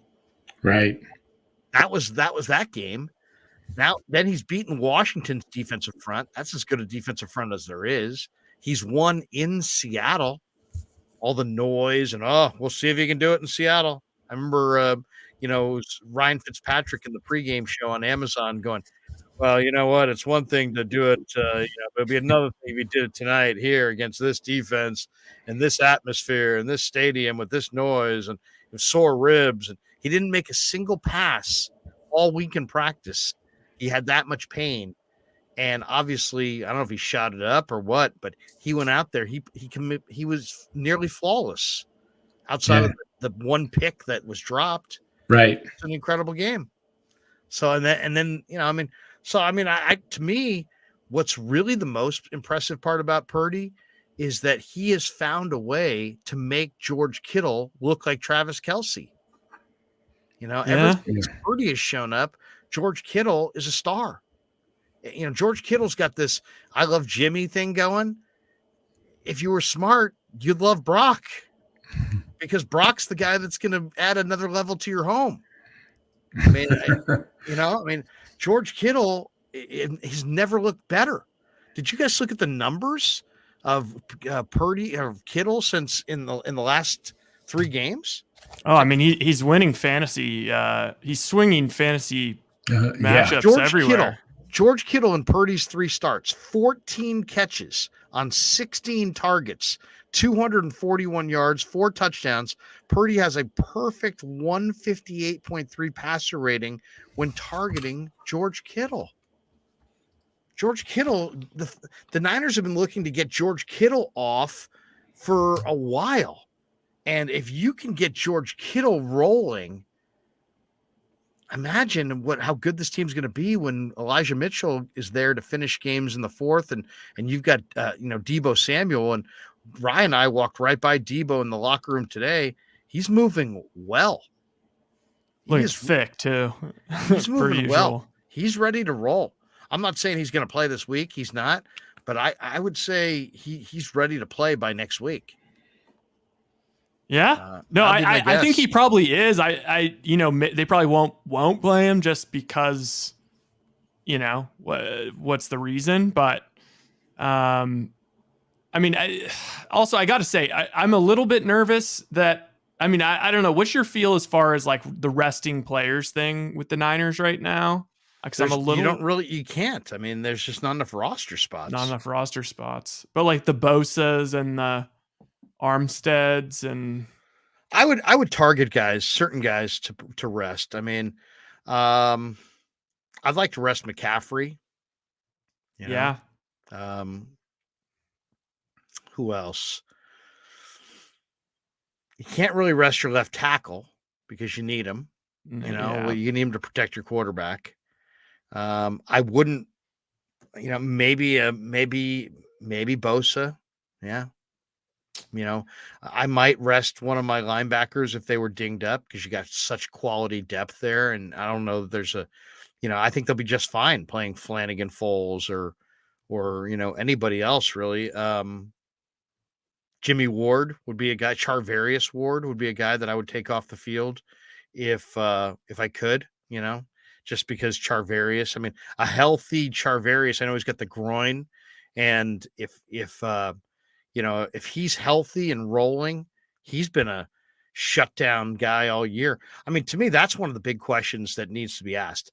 How on the number one defense in all of pro football, both in points and yards. So the Niners defense is undoubtedly number one in the NFL. Their first and second best players on defense are probably Nick Bosa, Fred Warner. But their third and fourth best players are probably Dre Greenlaw and Charvarius Ward, and neither of them make the Pro Bowl even as an alternate on the number one defense against both points and yards. And the top two guys make it, but Greenlaw doesn't. He's not even an alternate. Greenlaw has piled up crazy tackles. He's had like 6 games in a row where he's either had a forced fumble, an interception, a fumble recovery. I mean, the guy has made big plays. He's piled up huge tackle totals. In some ways, there's many games where he's looked like the best player on the field. He's just a tremendous player. And then Charvarius Ward has been taking the opposition's number one wide receiver out of the equation pretty much all season. I mean, he just muscled DK Metcalf in that Seattle game. So Charvarius has played hurt in the Kansas City game. I just think how do those guys, neither of those guys is a Pro Bowl alternates? Really? That was mystifying. I mean, obviously you can't get everybody in, but to me, that's 2 huge misses. What do you think, Ray? Yeah, I mean, the Greenlaw one's frustrating because it's almost like they need to change the way they do positions. It's like they're always going to give that, they're always going to choose like the pass rusher there, and so it's tough for a guy like Greenlaw that's like whatever outside linebacker. It's kind of tough like that. Actually, he's like a true nickel linebacker. It's tough for a guy like that, but yeah. And then Charvarius, I don't know. I think it's so much of it is campaigning, and we saw it with like Huff. Like everyone started calling him Pro Bowl Huff, and everyone made such a big deal about how he's like Palomalu. And it's like, he's still been good, but as you were telling me in the car, like he's been kind of busting somewhat past couple weeks, and yet he's like now like 6th in Defensive Player of the Year odds, and he was like, he made a Pro Bowl. So it just goes to show you, the guys that just kind of get it done. I guess that's what winning does for you, though, because I bet a whole lot more people are going to know who Dre Greenlaw is this year if they make it to the Super Bowl. Well, and I love it because it's like, you know what? You just gave Dre Greenlaw Boulder shoulder, and I'll take my chances with Greenlaw, a motivated, angry Dre Greenlaw trying to prove to the world who he is as a football player. I like that situation. That's probably advantage 49ers. Jeremy Lopez, he says, damn, Larry, why Craw's wife got to do you like that? Oh, man. Wait, did she hit you back again? I don't think so. I don't know. I think he means originally. So basically, I just put out a tweet because we were talking about Yaz on the show, and I put out a tweet that I don't think Yaz is a starting outfielder on a contending team, on a World Series contending team or a playoff contender. I really believe that. It's just an opinion. It's not personal. And I gave, that was my opinion. That was the straight opinion. And then I said, I think I quoted his batting average the last couple of years, and then mentioned that he had a really bad on base percentage this last year. So, I'll stand by what I said, and I have no fault. I take no, I don't mind what she said at all. I know how people are, and I know not only how people are, but I know how, I guarantee you that, Yaz is her personal friend, and that, Yaz's wife is probably her personal friend. And, I respect people who defend their friends, and, I got nothing really else to say about it. I gave you my opinion. Some people agree with me. and some people think I'm being hyper negative. Some people have believed that Yaz is better than I'm making him sound. Obviously, Farhan does because he re-signed him to a $6 million extension. I'm just kind of was hoping that they would upgrade in the outfield from what they had. I like Slater a little bit. I like Yaz a little bit, but I mean, 220 2 years ago, and like last year, I think it was even lower and a really low on base, and they're hitting him at the top of the lineup. I guess, in my opinion, I like Yaz, but I would rather have him as like a fourth outfielder who hit like 6, 7, 8, like in my lineup, like towards the bottom. And the Giants, unfortunately, are going to ask him to play every day and hit like, 1, 2, or 3 in their lineup. And it's just, it's just asking too much. But I do like Mike Yastrzemski, and he's a good guy. And I think, he's got a beautiful little family, and no offense meant. And, and I understand Crawford's wife because she's friends with them. And she's she's reading that and she's like, hey, somebody's going after my friends, and these ball players don't need to read that criticism at the holidays. And so I get it. I totally get it. So I have no hard feelings. And I said, I did reply back to her. I just said, no, it's nothing personal. I'm not like anti, Yaz. I'm a Giants fan. I mean, everybody knows me. I'm rooting for these guys to win and to be successful. I'm not rooting against him. I'm not rooting for my opinions to come true. I'm just rooting for them to win. But I'm also not pulling any punches. And I'm going to tell you, to me, life is way too short to not be able to speak the truth about sports. If we have to start lying about sports to make people feel good, I don't know. I mean, to me, it's like, hey, this is the one area of life where you can actually be totally truthful, and it's okay. So it's okay to say that you don't think Yaz is a starting outfielder on a contending team or a World Series caliber team. That's a very measured, specific statement. I'm not saying he sucks. If you say he sucks, I think that's unprofessional. I think that's borderline rude. I would not be, I didn't say he sucks. You know what I mean? If you say the guy's crap or he's, people, those kinds of things I could see, somebody coming back going, hey man, what the hell's that? That's garbage. That's low level. I'm giving you my opinion, and my opinion is my opinion. And if you share it, awesome. And if you don't, okay. I mean, it's nobody died here. It's not serious. It's not personal. It's not meant to be personal. And I'm rooting for all these guys. So I don't know. I don't know. That's how I feel about it. But Jeremy, thanks for bringing that up. Because then I had a chance to go through that whole diatribe. But that's how I feel. I mean, that's how I feel. Yeah. MF, this is a great one. I'm going to name one of my kids Brock. There you go. Oh, if Brock wins the Super Bowl, how many Brocks will there be at SF General?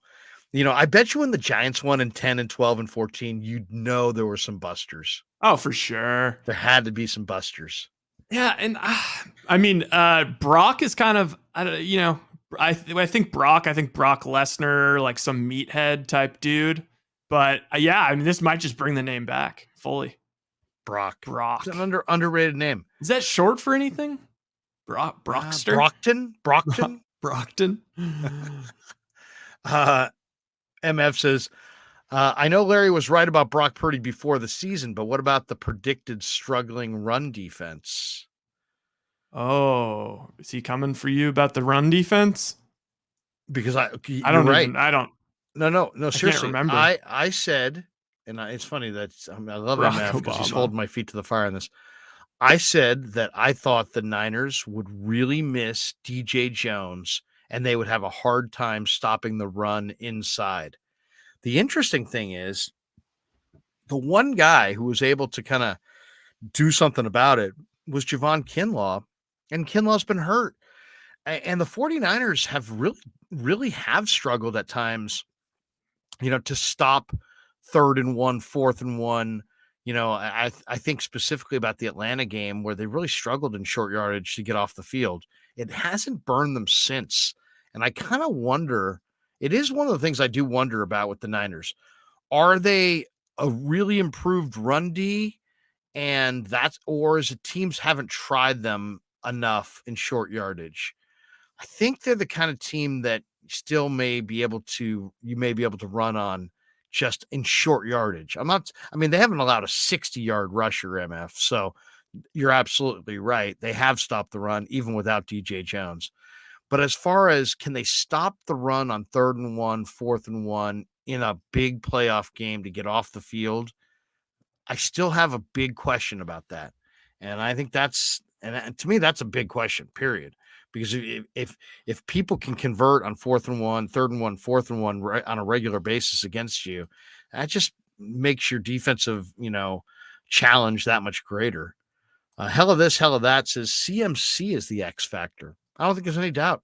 We talk a lot about Purdy. It's really CMC, right? I mean, McCaffrey he gave Jimmy this incredible safety valve, and now he's giving Brock an incredible safety valve. And obviously he's so much more than that because he's a receiver and he's tough and he's fast inside. He seems to be healthy. He's motivated.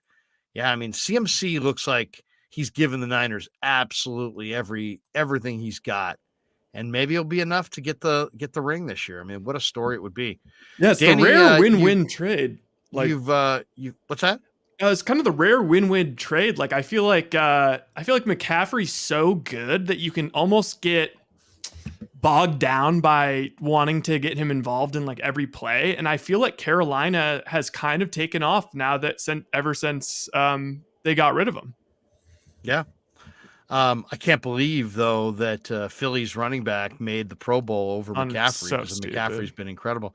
Danny, you've had a hard time staying with us tonight. Yeah, internet's crapping out here in. Is it the internet? Or are you having a growing problem? Or it's the dang internet tonight. I don't know what HOA meetings. Yeah. Did I tell you guys that I spoke at our HOA meeting tonight?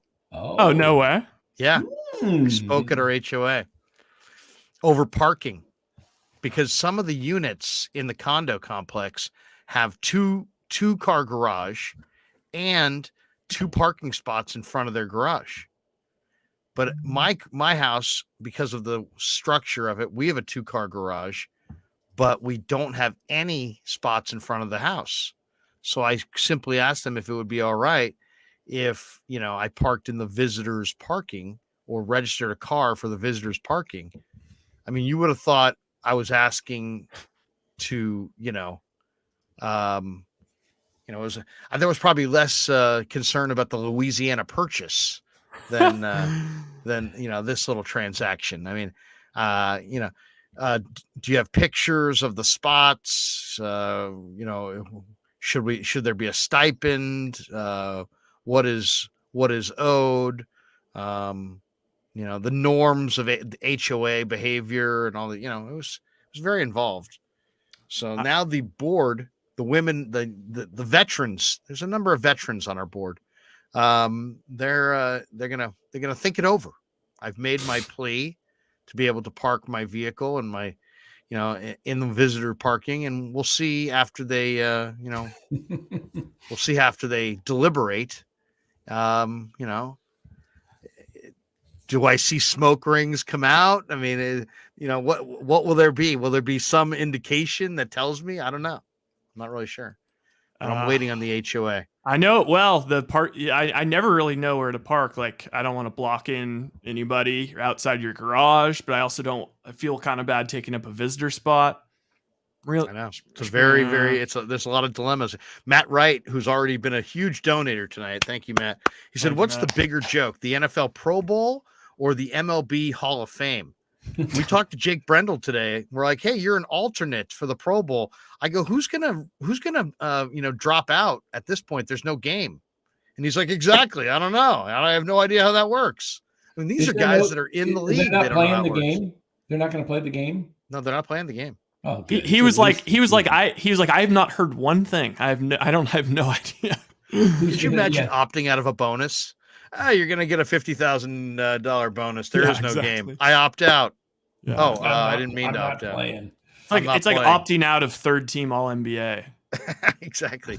As far as the Major League Baseball Hall of Fame, one of the great gifts that I was given by my son My oldest son gave me a T-shirt that I will wear on the show, one of these live streams. It says Barry Bonds is a Hall of Famer. Oh, that's nice. Is there any Barry funny Bonds graphics? is a Hall of Famer. Or it's just very bluntly. It has a picture. It does have some graphics. It says it's a white T-shirt. It says Barry Bonds is a Hall of Famer. I can't wear it. You guys, to sport that. I don't know what happened. My internet was crapping out, but I was checking. You know what the number one name who's quarterback in the Super Bowl? What the Matt? most appearances? Is it Matt? What's that? The number one first name? Yeah, first name appearances in the Super Bowl. I'm guessing either Matt or Joe. Joe.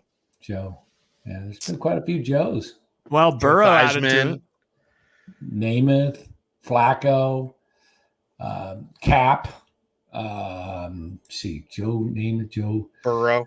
Yeah, Montana's obviously. But a lot of Joes. There was even a Joe that I looked up that I don't know if I think I may have lost it, but was there a Joe Webb? He didn't play. He backup. Was there the Vikings maybe? I never heard of a Joe Webb, but I think it was the Vikings maybe. Really? I don't remember. See, we got Joe Namath, Joe Cap, Joe Montana, Joe Theismann, Joe Flacco, Joe Webb. Joe Webb. Never heard of him. Is there like a second most? Like I don't know. I'm trying to think. I never even looked it up. I was just curious how many Joes because Larry. Has there been a Larry? Has there been a Larry win the Super Bowl? Larry Zonka. Larry Zonka. Yeah, he was no Larry. Larry. You kind of look like Larry Zonka. Larry. Can we get a picture of Larry Zonka up, Ryan? I think he looks. Sure. I think he might look a little like our Larry Krueger.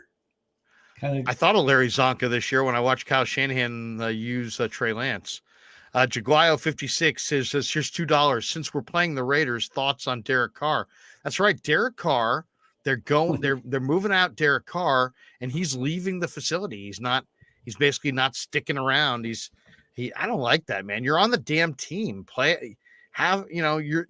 You were okay with Jarrett Stidham standing there supporting you. I think the Raiders want to trade him. I think the Raiders want to trade him. There's a contract. There's a detail in his contract that after the season ends, there's like a 3-day window where they can trade him before executing the extension in his contract or the option year in his contract. And I read that this week that most people expect that they will trade Derek Carr in that 3-day window. I don't know that you're going to get a ton for Derek Carr. Spring? What would that be? Is it in the spring? It'll be at the end of the NFL calendar year, March. Okay. March. Off the top of your head. Actually, no, I think it might be 3 days after the season ends. Interesting. I'll have to look that up. But it's a 3-day window right at the end of the year where they're going to have a window to trade him. I talked to JT the Brick on his show today, previewing Rams or JT the Brick here. JT the Brick. Yeah. Love JT, but JT had me on and we were talking a little bit about that. And, I think Derek Carr is interesting because Derek Carr, I could see him going to the Texans. His brother played there. They need a quarterback probably to go with Davis Mills. I just don't know that the Raiders are going to get anything of significance for Derek Carr. I'd be shocked if they got anything over like a 5th round pick, just because he's I don't know. He's had problems as far as consistency. I've seen greater competitors. I've seen him throw the ball into the turf inexplicably in big moments. I don't know. I'm not a Derek Carr guy. I liked him at Fresno State. I really liked him in the draft. I think he's shown glimpses of being the kind of quarterback you can build around, but the inconsistency in this play is just too dramatic. How much of that is the Raiders? How much of that is him? Yeah, the big question give me is your what's going to happen what do you think of Devontae Carr? Adams. What about Devontae? He said the reason he's there is because of Carr. Yeah, but he's not getting the targets he should be, and he's getting open. And Carr just smells like a Colt, right? That seems like the next Indianapolis Colts quarterback. They're just going to Where's keep Jimmy bringing going to in. wind he up? does I kind think of- Jimmy. he I does can see fit that. I can see Jimmy being the replacement for Carr because Yeah. McDaniels is New England. The Yeah. GM's got the New England connection. I think that makes a lot of sense. Jimmy in Vegas on the Strip. Oh, Jimmy, boy. I mean- Jimmy's made for Vegas. He is. I mean, Jimmy. Okay, if you had Jimmy, strutting down the Strip. Oh my! I could see Jimmy, Brady, or Mac Jones in a trade. Maybe one of that seems like probably if you're Josh McDaniels, you want somebody you know. GTC Real says any progress report on McKivitz, Poe, Moore, or Zakel? Well, we saw them all today. I mean, McKivitz is a regular backup. He's been active most weeks. He's a trusted reserve. Poe is a developmental player. Jalen Moore, I think, is also a developmental player, and same with Zakel. I think all those guys, they have really high hopes for. I would not be shocked at all if Zakel was the starter at right guard or center as soon as next year. Poe, I think, is going to be allowed to compete for a guard spot or center spot. I think Jalen Moore is going to be here. I think all those guys those four guys right there are the makings of their depth on the offensive line. They like all of them. And I think they're all progressing. McGlinchey walk after the season? I think McGlinchey does walk at the end of the year. Yep, I do. It seems like a lot of tea leaves reading maybe Burford is the guy to replace that maybe him. Plays right tackle. Yeah. Yeah. Burford plays right tackle? There's a tackle coming out. Really? I thought he looks more like a guard body though. Senior softball games asking me, did I delete the tweet? No, I believe it's there. Which tweet are you talking about? The one with Crawford? Yeah. Your Yaz? Yeah, my Yaz tweet. Yeah, when I cut out, I was listening, trying to get back on. You didn't say anything bad. All you said was that it was a very measured statement. It wasn't like some Yaz is not an everyday thing. player on a championship team. Yeah, it's an opinion. And you know what? That's what we do. I think Kapler agrees with him because he doesn't play him every day. It's like very simple. Just look at it. He platoons him. So he hit him way too high, 1-2 for a guy with a horrendous on base percentage. Come on. Yeah. I mean, his own manager platoons him. His own manager, the front office says Yaz is not an everyday player by the way they play him. And all I said on a championship team. I mean, show me the championship contenders and let's take a look at their outfield and then tell me who sits down for Mike Yastrzemski. I think she I get it, but I'll say this though, and I said it before, but I respect people who defend their friends. Sure, it's a friend. So, you know what? Hey, I love Yaz. And I know you do too. Yaz is a tremendous story, and he's worked hard to get to the majors. He's a good dude, and I like rooting for him too. And he's got a beautiful little family. I got nothing against Yaz, man. But I don't pull any punches, man. I just say what I actually think, and then I'm not worried about feelings. And I'm sorry, maybe I should worry more about feelings. Seriously, maybe I should. I don't. Do you think I like having a bunch of people? I think you and Grant should do a show called Feelings. Yeah, I am doing a show. Grant's on coming on tomorrow. Grant, join us tomorrow at 10 a.m. Grant Cohn's going to stop by. We'll talk a little Niners tomorrow on the Krueg show. Nothing more than feelings. And Grant's not a bad guy either. God, and all these people get so caught up in tweeting and this and that. He's not a bad guy. Who's the bad guy? Corey Cooper. I smell a 700,000 HOA study coming with special assessments. Yeah. Assessment is a terrible word. A terrible word. Yeah. That means we're going to take we want $9,000 for a roof that we're going to put on in 2029. Yeah. You're like, can I pay then? No, we need to know now. MF says, love the Krueg show. Best honest sports talk in sports. Look at that. Best honest sports talk in sports. That's a little wordy. Robert Rothberg's in the house. Where? It's late, Robert. Look at that. It's 11:38 here. So it's 1:30 or 2:30 is up in the morning. He's in New York. Yeah, he says 2:35. I'm elated with all the free agent signings the San Francisco Giants made. Once again, the Giants will prove the analysts wrong. Well, Robert, it's good to have you back. Wait a second. With Wait a your second. Enthusiasm, but Wait, I got what to does tell that you, mean? Let's. I think it might be a time to issue a wager. This is where I like to. When people are talking, all optimistic, this is when you drop the, oh yeah, you want to put something down on it. What's the over under 75? Well, I'm ESPN's going saying under. 76.5. I think they finished 79 and 83. That's right in Gabe's wheelhouse. 79 and 83. Some nightmare season again. Eddie K's 24. Damn, Larry, you call a future possible quarterback on the rise and you can't get an extra parking spot in the visitor spots? Bunch of bitch ass something. Thank you, Eddie. I love Robert. Maybe I should have said that at the HOA meeting. Do you guys realize that before Jack Hammer knew that Brock Purdy was a player, that I knew that Brock Purdy was a player, I should be able to park horizontally across all the spots, or maybe just leave my car running. How about that? There's grass. I'd like to park on the grass. I spotted Brock Purdy. There you go. When Claudia was on, This is like a real hardcore football area. They'd be like, you know what? Maybe we should consider it. He did spot Purdy. But in the Bay Area, that doesn't wash. When Claudia was on tonight, I almost said it, but I resisted talking about LA. Just the last couple days, I don't know, with the holidays and everything, my wife's running through YouTube and she finds a show, like a channel, on all these LA police pursuits of stolen cars on the freeway. And they're pretty entertaining. I almost said that's about the most entertaining thing you got going down there right now, besides your, with those sports teams you got. But it's been, yeah. Will Martinez says, here's $4.99. Probability of Correa and Boris going back to the Giants. Bags did note the Giants planned on signing Conforto and Rodgers with Correa.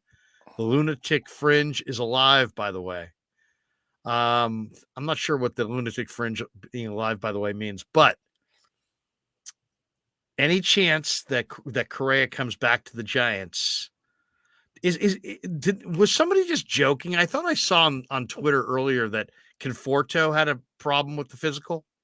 Is that true or is that not true? Someone was joking on there. Oh, okay. Yeah. Farhan, I mean, I don't know that Farhan's got another one of those in him. Right? I mean, right. If he gets burned by the physical one more time, I mean, that won't be good. Yeah. No, I gotta think that the Giants have some interest. I mean, if that's I think they just want to. I want to do an 8-year deal. How much you want to do? What do you got to pay him per year on an 8-year deal? 30 to 30, between 30, probably 30-ish, 32. 240 million. Yeah. 8 years, 30 million. Yeah, something like that. I mean, I would prefer to go shorter. I'd prefer to go 5 years and a little higher AAV. Just,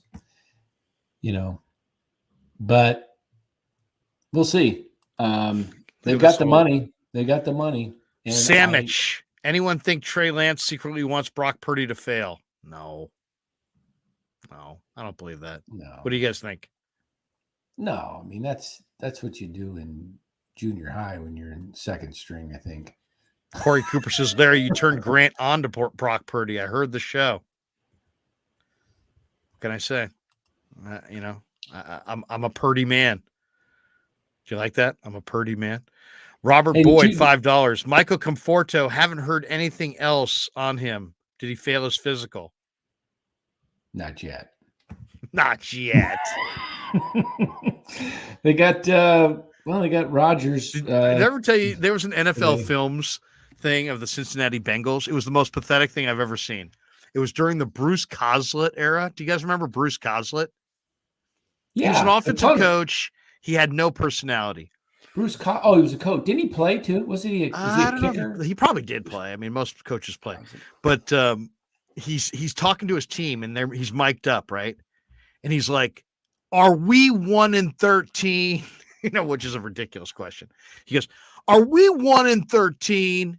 And you hear nothing. And then he's like, "Are we 1-13?" Nothing. I'm going to say it one more time, gentlemen. Are we 1-13? And they're all looking around. Nobody's saying anything. He goes, not yet. All right, not yet on 3. Not yet on 3. Get in here. Not yet. It was the weakest. It was the weakest fire up speech I think I've ever heard. Are we 1-13? Not yet. All right, get in here. Robert must have woke up to have to go to the bathroom. I know I know that issue. He woke up at 2:30 in the morning, had to go to the bathroom. We should all be discussing the acquisition of Haniger and Conforto. Turned on the Krueg show, saw he was on, and he's conversing with us at 2:45 in the morning, and he says we should be discussing Haniger and Conforto. Well, we should. Let's see who played well. Who played better last year? Oh, Conforto didn't play. So Conforto didn't play. Well, you know what? Who played best over a full season last year? Oh, neither of them did because neither of them played. 57 games for Haniger. So, yeah. I mean. Oh, I had some guy on Twitter today. I'll say this. Haniger hit 39 bombs not that long ago. So he and Conforto has a nice looking left-handed stroke.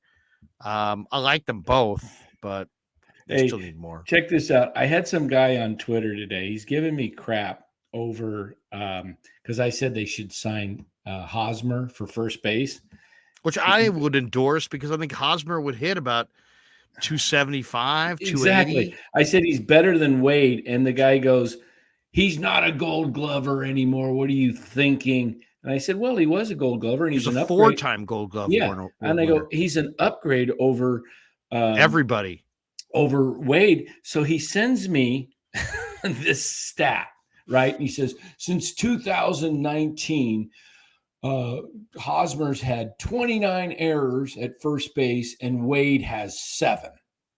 And I said, okay, so how many games? Yeah, so I look it up. Wade's played like 386 innings to 3650 for Hosmer. Yeah, exactly. So I extrapolated out. I go, Hosmer, that's the dumbest thing ever.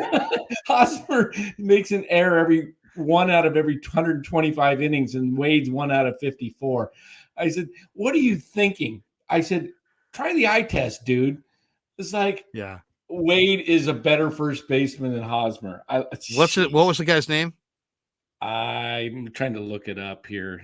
That's when you're like, Bob, back away from the Tandy 5000. He's back like giving me all this crap. Bob, stats lie and liars use statistics. MF says, I feel like Gary Radnich would love the Brock Purdy story. Oh, hell yeah. Gary would love it. Niners Stu says, Krug could have saved the Niners 3 first. Blame him. Well, I don't know about that. GTC Reels. Nah, Gary Radich would say, if Brock is your best quarterback, you got no shot. No shot at winning. Probably would have said that. But by now, he'd be like, the kid's got something. He's got something. Claire Sard 49. Larry needs a draft room access in April. I'd be dangerous in that draft room. I really would. Imagine if have they ever let you in? No, are you kidding? The last person that would be let in there. Peter King got in there. I know. I heard him say that the other day. He was in on. I would love to be in there. I'd love to see what it looks like, but I'd have a hard time shutting up.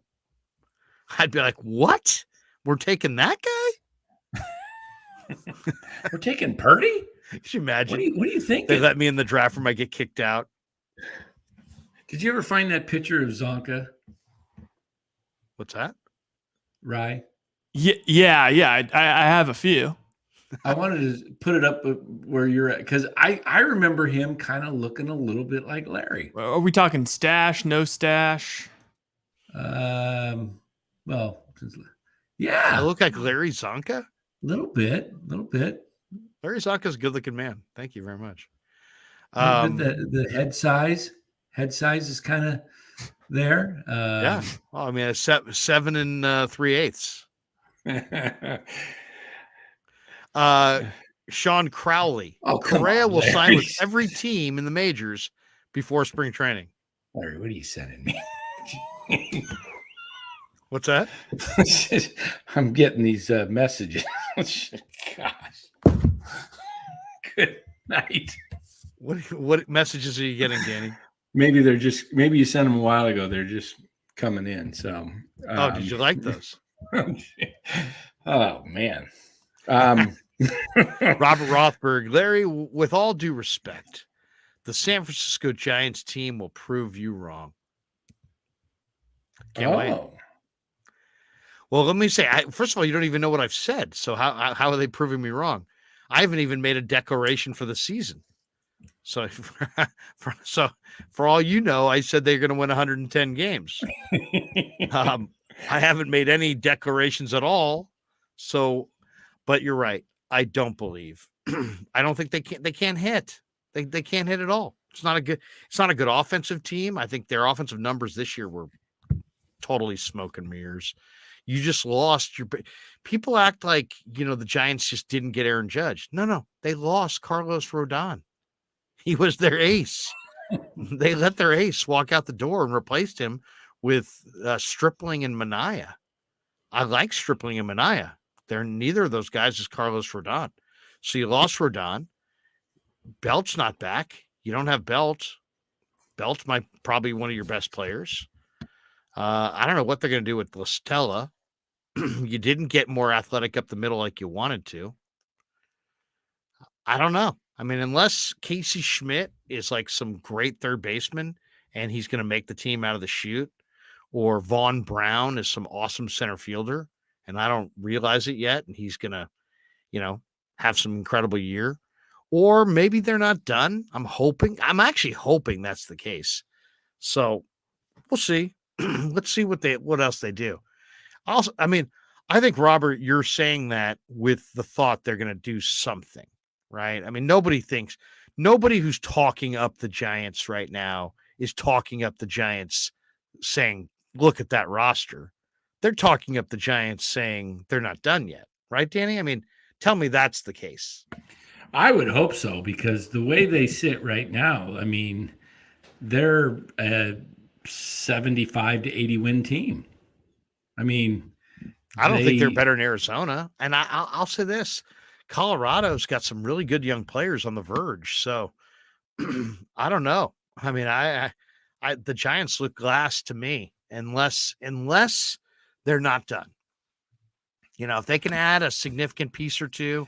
Hey, the only way the Giants compete, the only way they compete this year, the only way is if they sign Correa and then use one of the, use Luciano at that point and say, okay, now we have our shortstop. We trade Luciano, package a deal, and you bring in a Brian Reynolds. Now you're talking, because you're up there. But even adding Correa, what is he going to add to him? Let's say they're a 77 win team right now. They add Correa, makes them an 82, 83 win team. That's not going to get him in the playoffs. You're going to have to win 87 games. Will Martinez says, if Conforto stays healthy, he'll be the biggest bargain of the offseason, comeback player of the year, and then he'll leave the Giants in the offseason, LOL. MF says, Haniger hits jacks when healthy. Yeah. Okay. This one I totally disagree with. Sunday dinner. Hosmer is a horrific defender. He is a 4-time Gold Glove Award winner who had a bad statistical year. I mean,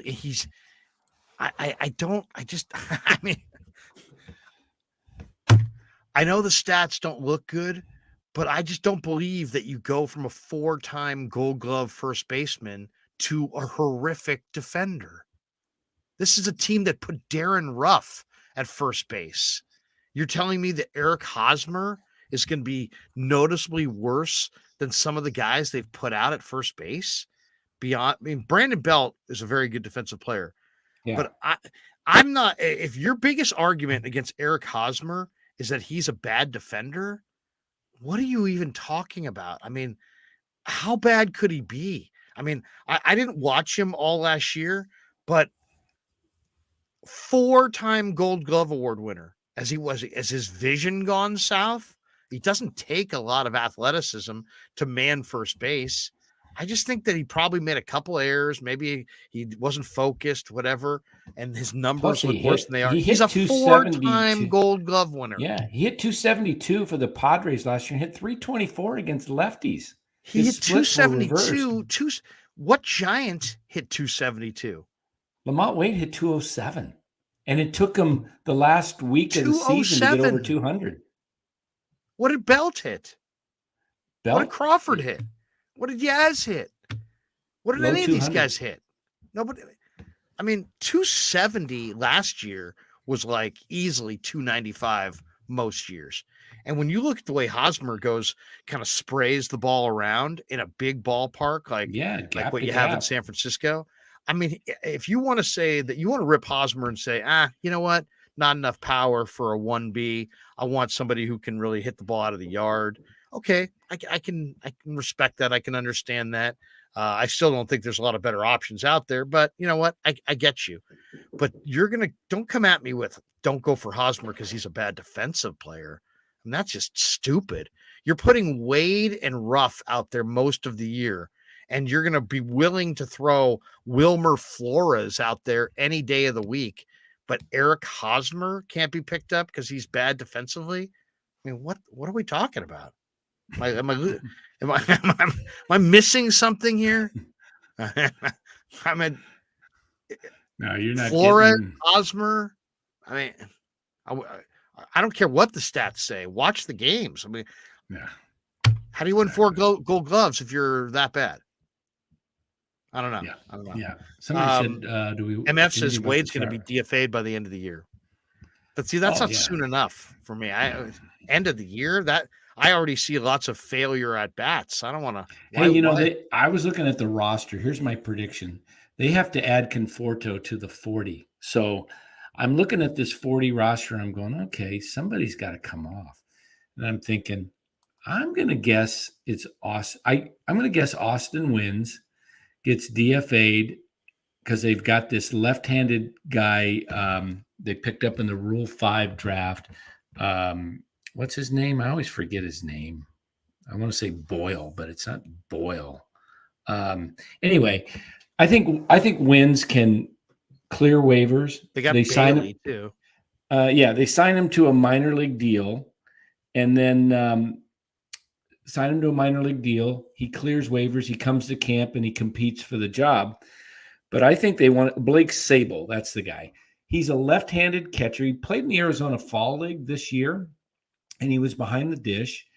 Left-handed batter. He hits. He's pretty good. They got to keep him on the roster, right? He's or they lose him, and he can play the outfield.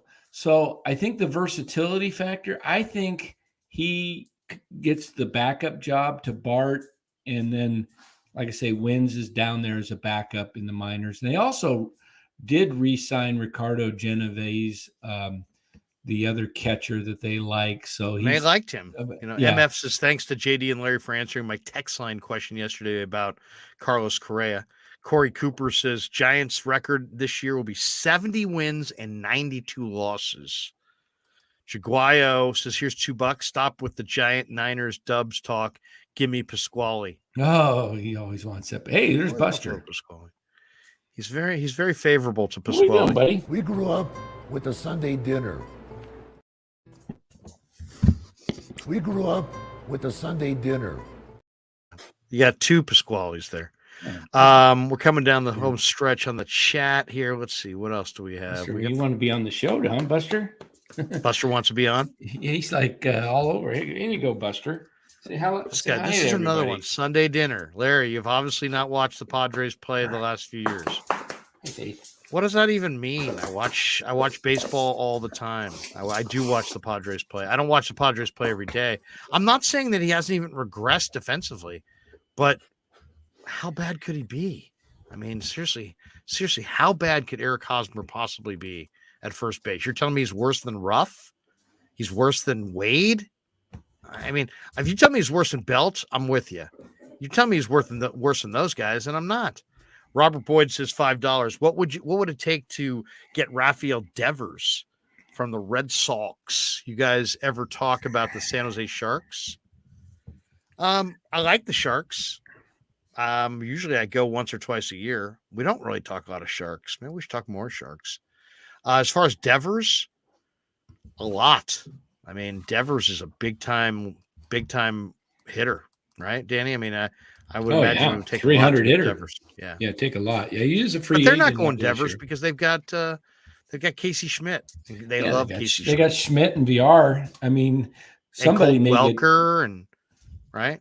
Yeah. So a Welker, yeah, he's a JD minor. Davis. I think Welker's now off the 40 roster, and I think he cleared waivers as minor leaguer now in the system. Matthew Mears. I forgot the Sharks exist. Have you guys been to? When was the last time you guys went to a Sharks game? I've never been to a Sharks game. I went to one when I was in middle school with some. I got suckered into it. Didn't love it. Oh, we didn't even mention. We did mention it when we had Claudia here. Tommy LaStella DFA'd. Are they going to trade Tommy LaStella, guys? What do you think is going to happen there? I guess, what do they have? A short window to maybe make a deal? Yeah. I mean, at this point, I would. I put a package together today, just playing around. I was saying, hey, why not trade Wade, LaStella? Giants pay the salary. Trade Wade and LaStella. Who else did I have in there? The A's.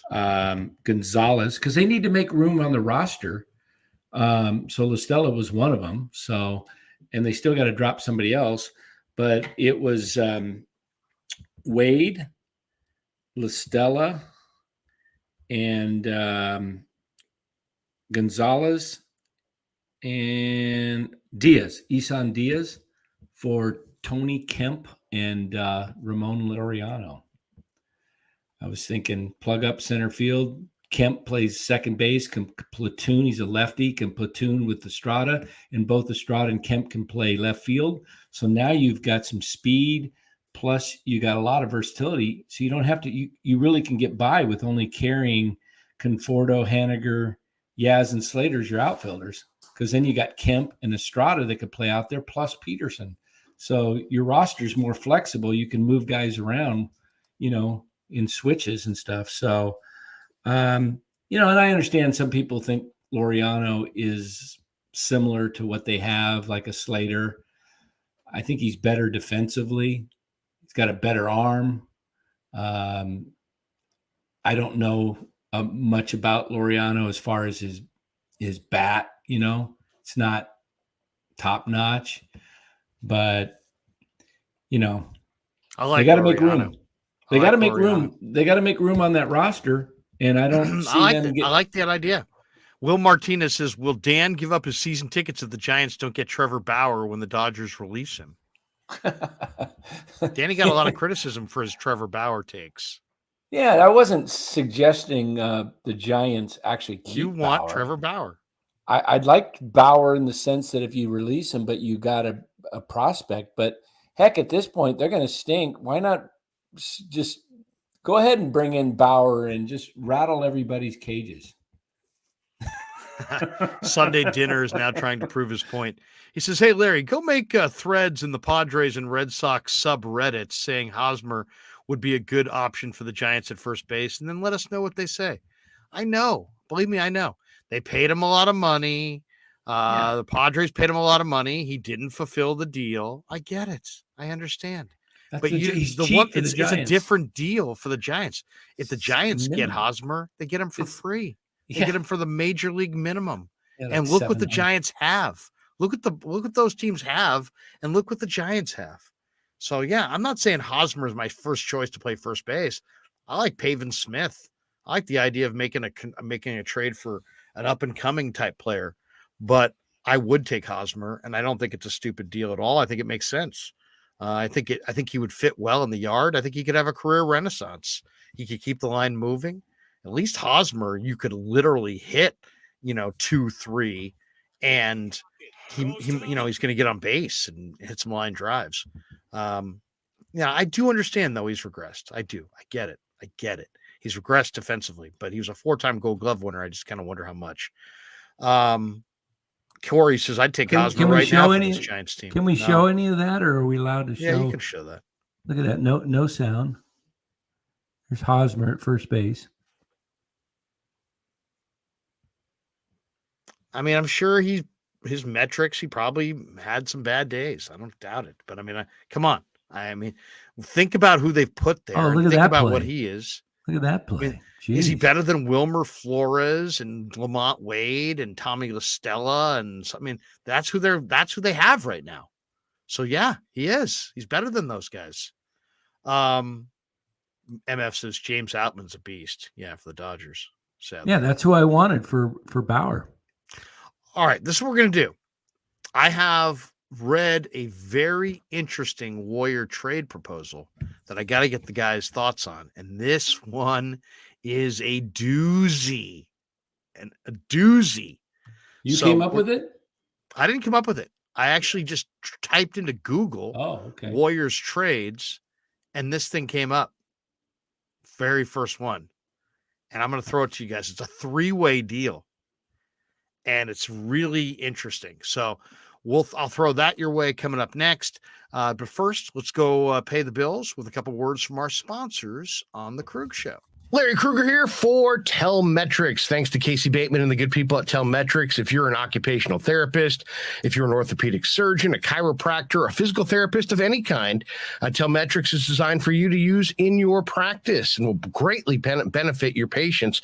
Telmetrics uses computer vision and artificial intelligence and provides a platform for outpatient rehab therapy services, both in the clinical and the telehealth environments. So using Telmetrics can improve your patient's experience and much more. So for all your sports injury needs, or if you're a physical rehabilitation specialist of any kind, make sure you use telmetrics.co, TELMETRIX.co. And thanks to Casey Bateman and all the good people at Telmetrics for being a proud sponsor of the Krueg. I'd like to thank our sponsor, Dan Coach Emilio. Dan is a buddy, and he is a phenomenal retirement planning specialist. And you can contact him today at securemoney.com, or it is number 925-628-9966. There's a lot of uncertainty in our world right now, and you want to make sure that your money is secure. That is the key. Danny's got 25 years of experience, born and raised right here in the Bay Area, and he can help you get an immediate 10% premium bonus on your principal retirement account. So give him a call, 925-628-9966. He'll make an appointment with you, and you can sit down. It's not a one-size-fits-all kind of a deal. He'll consult with you and come up with a strategy to get you going to where you want to be. Once again, 925-628-9966, securemoney.com on the web. And thanks to Tony Cassera and the good people at Cassera's Italian Menswear. They are housing the Krueg Show t-shirts, and they're a proud sponsor of the show as well. The Krueg Show t-shirt, the Krueg Show podcast t-shirt is available there at their store in Dublin. Their address is 7372 San Ramon Road in Dublin, California. And go see Tony Cassera and get yourself a Krueg Show t-shirt and support the show. And special thanks to our sponsor, New York Style Italian Sausage. That's right, NewYorkStyleSausage.com is their website. Phenomenal product, whether it's the breakfast sausage, the Italian mild, the Italian spicy, the chorizo. You cannot go wrong with New York Style Italian Sausage. Once again, NewYorkStyleSausage.com. Often imitated, never equaled.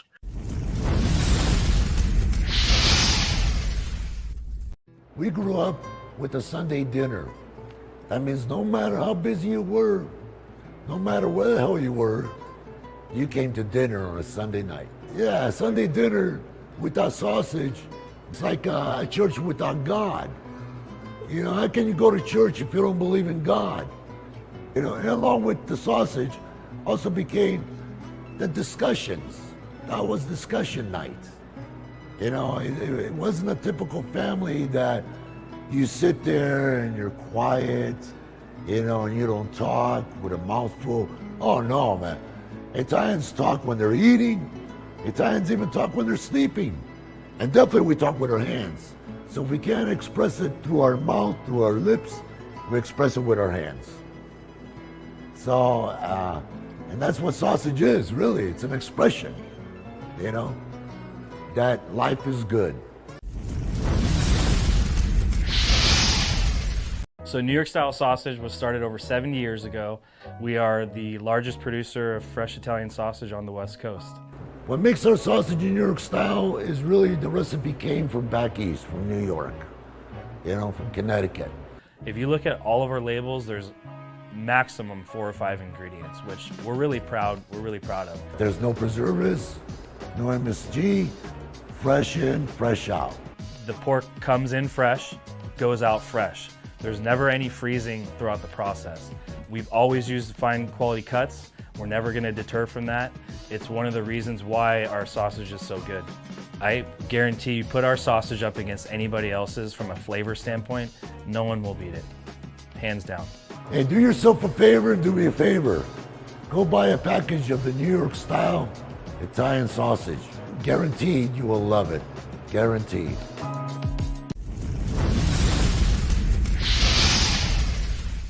Hey, Pasquale.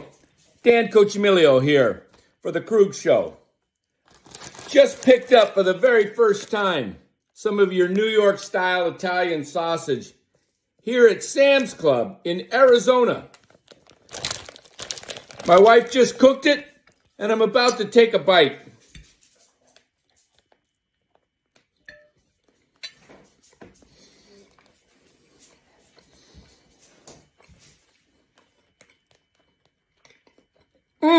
Man, this is good. Pasquale, when you winked and said you guaranteed we love it, you're right. This stuff is absolutely amazing. Best sausage I've ever tasted. Thank you, Pasquale.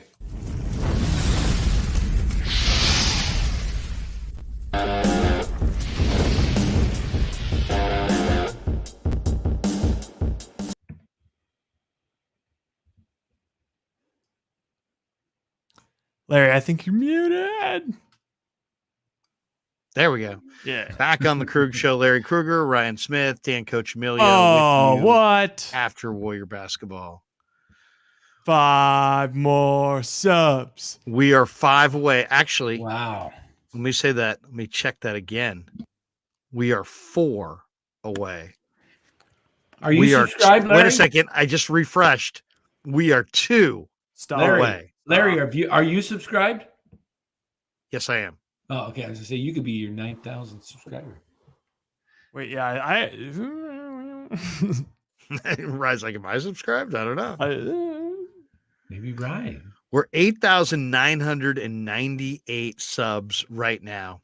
So I just want to say. It says 9K. Does it? I don't know if it just. Yeah. 9,000. Let's go. 9,000. Let's go. Look at that. 9,000. We went from 8 to 9,000 in like 3 weeks. Wow. Picked up 1,000. In fact, we picked up over 1,200 new subscribers in the last 28 days. 1,200 new subscribers in the last 28 days. Unbelievable. We've had 60,000, over 60,000 watch time hours in the last 28 days. And we have had 310,000 plus views in the last 4 weeks. Wow, where did we get that thing to 25,000 and just keep going? Wow. And That is incredible. we got to put that together, that montage of best of. So there's some hilarious. I know. I got to just give myself a deadline. We'll set a date and then we'll do it. Clarisard 49. He says, "Let's fucking go. Let's fucking go." DJ over the top. Way to go, Larry and crew. Thank you. Jeremy Lopez, more subscribers than the average San Francisco Giants attendance for 2023. That would be an awesome tweet. Do I have more subs than the Giants have attendance on average in 2023? Mike Vass, way to go, Larry, Dan, and Rye. Outstanding. Thanks. Hey, thanks to everybody here. Thanks to everybody. All right. And we're having a lot of fun. Robert Rothberg. Larry, you now have to cope with 2 Rodgers on the roster. Great. How many? I know. Kind of fun, though. I like the idea of twins. It makes me want Tyler Rogers to stay. Just for the twins. I don't think they're going to let him go now, would they? That would be kind of like. That would be low. Yeah. There's not enough room for 2 Rodgers here, kid. All right. So I typed in Warrior trade, and Hey, before you say that, while we're on the Rodgers thing, imagine the motivation for one Roger brother just screwing up the inning, and the other brother comes in to try and save not only the Giants, but he's like, I'm going to make my brother not look so bad. That could be a pretty good thing if you're coming in after your brother to try and clean up his mess.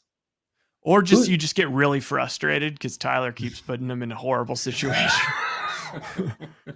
Why don't you ever clean up after yourself? I'm always cleaning up after you. What if it goes just terrible and they're fighting and it's really ugly. It's like, oh man, that didn't work. That didn't work at all. He's making a lot of money compared to the rest of the bull. He's making more money than the rest of the bullpen combined. I know they paid him a bull. He better be good. That's all I got to say about that. That was kind of a crazy. I thought, all right, so I typed in Warrior trade. in Warrior trade, and it's heavy.com. No, I have no idea heavy.com. It says Warriors trade proposal lands Carl Anthony Towns in 3-team blockbuster. Okay, all right. Hear this. All right, let me hear. Okay, wait. What is the source on that? Is there any sort of heavy.com? Sounds very, very legit. All right. Okay. Heavy.com. I have wanted Towns for quite a while. Here is the deal. The deal is a 3-way deal. Danny, you love 3-ways. I know the Warriors would get Carl Anthony Towns and a 2027 second-round pick from Atlanta. The Timberwolves would wind up getting John Collins, Bogdan Bogdanovich, Moses Moody, a 2024 first-round pick from Atlanta, a 2026 first-round pick from Golden State, and a 2028 first-round pick that was lottery protected from Golden State. And the third team, the Hawks, would wind up getting Draymond Green, Taurean Prince, and Austin Rivers. So essentially the Warriors would be trading Draymond Green, Moses Moody, and 2 number 1s for Carl Anthony Towns and a second-round pick. And keeping Wiseman and Kuminga? Keeping Wiseman and Kuminga. It says adding Towns to the mix would be Golden State's way of remaining in the title chase right now while also planning ahead for the future. The deal would pair Towns with Wiggins once again, but the two seemingly have no ill will towards one another. They'd be teaming up in a much better situation than they had in Minneapolis. I would have taken that 2 months ago, but I don't know if I want to get rid of Green at this point. Just because I think it says in order for the Warriors to trade Draymond Green next summer, they would have to be a destination he approves of because he would have to accept his player option first. And according to sources who spoke with Sean Devaney is the guy who writes for Heavy Sports. He's pretty connected. There's a pretty strong chance that Draymond could leave the Warriors anyway. And then it goes on to say pretty strong. A Western Conference executive said of Draymond Green's chances to leave the Warriors. If they win a championship again this year, there'll be pressure to keep things together. But the stuff with the punch with Poole in the preseason, that probably put the nail in it. There was already a good chance he would go just because his production is not what it was, and he's getting older. He's 32. It would be hard to justify paying him $20-something million a year going forward. Let me see who actually wrote this story. Let's see if it might be Sean Devaney. I just don't see. Jack Simone. It was written by Jack Simone. But would you make that trade? In this trade, I mean, think about what you have left on when you still have Kuminga and you still have Wiseman, but now you've moved Moody and Draymond and 2 number 1s. And yeah, you've lost the heart and soul of your defense in Draymond, but you now have Carl Anthony Towns and James Wiseman. I don't know, man. I'm making it. If that trade's out there, I'm making that trade. Why? Because I think Draymond Green could leave the team after this year anyway. And You're talking about making it before the deadline this year? Well, I would assume that's what they meant. Changing the structure of the. I mean, it would be a big risk, but if you're the Warriors and you're not going beyond this year with Green, and you could get that kind of a deal for Towns, man, that would be a hard deal. Don't you guys think that would be a hard deal to pass up? I mean, I love Draymond Green. I really do. I think Draymond Green is an awesome player. I love Draymond Green. It would crush me to see them move Draymond Green. But realistically, Green's got, I think, 2 good years left and maybe 4 total years left. And the last 2 wouldn't be very good. And you could get Karl Anthony Towns, and the only other thing you're moving is number 1 picks, which Joe Lacob has proved he can buy 2nd-round picks. And the way the draft is these days, I don't even know that, that's a big deal. And then you're moving Moses Moody, and you're getting Karl Anthony Towns. How old's Karl Anthony Towns? Oh, super young. Probably 20. I bet he's 25. He's probably 25, 26. Yeah. Could Karl Anthony Towns and Wiseman coexist? Yeah, because Towns can drain threes. And would you do that trade? I think I would. For sure. Towns is 27. Yeah. That's a super intriguing trade proposal. Yeah. I know it's not working there in Minnesota with him and Gobert. It's a mess. And they're, they got totally taken in that deal with Utah. Oh my God. Rudy Gobert's a bust with Minnesota.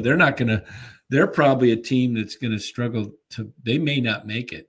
And why would the T-Wolves make that trade? I'm wondering. That's what I'm trying to figure out. What do they get? John Collins? And if I'm them, they're getting 2 number 1s. They're getting Draymond Green, and they're getting I thought Atlanta was getting Draymond Green. Or I should say, yeah, actually you're right. I mean, I'm thinking about what they're trading. The T-Wolves would be getting John Collins, Bogdan Bogdanovic, Moses Moody. And, I think it makes them better. And 3 number 1s. They get 3 number 1s. Their chemistry's messed up with Collins, Towns Bogdanovic, and Gobert. Moses Moody, and 3 number 1s for Karl Anthony Towns. So essentially, it's like they're trying to recoup some of their draft capital from Utah in that deal. Plus, they get 3 players that are pieces that are rotation players. Probably work better together than it'd be a very Dan.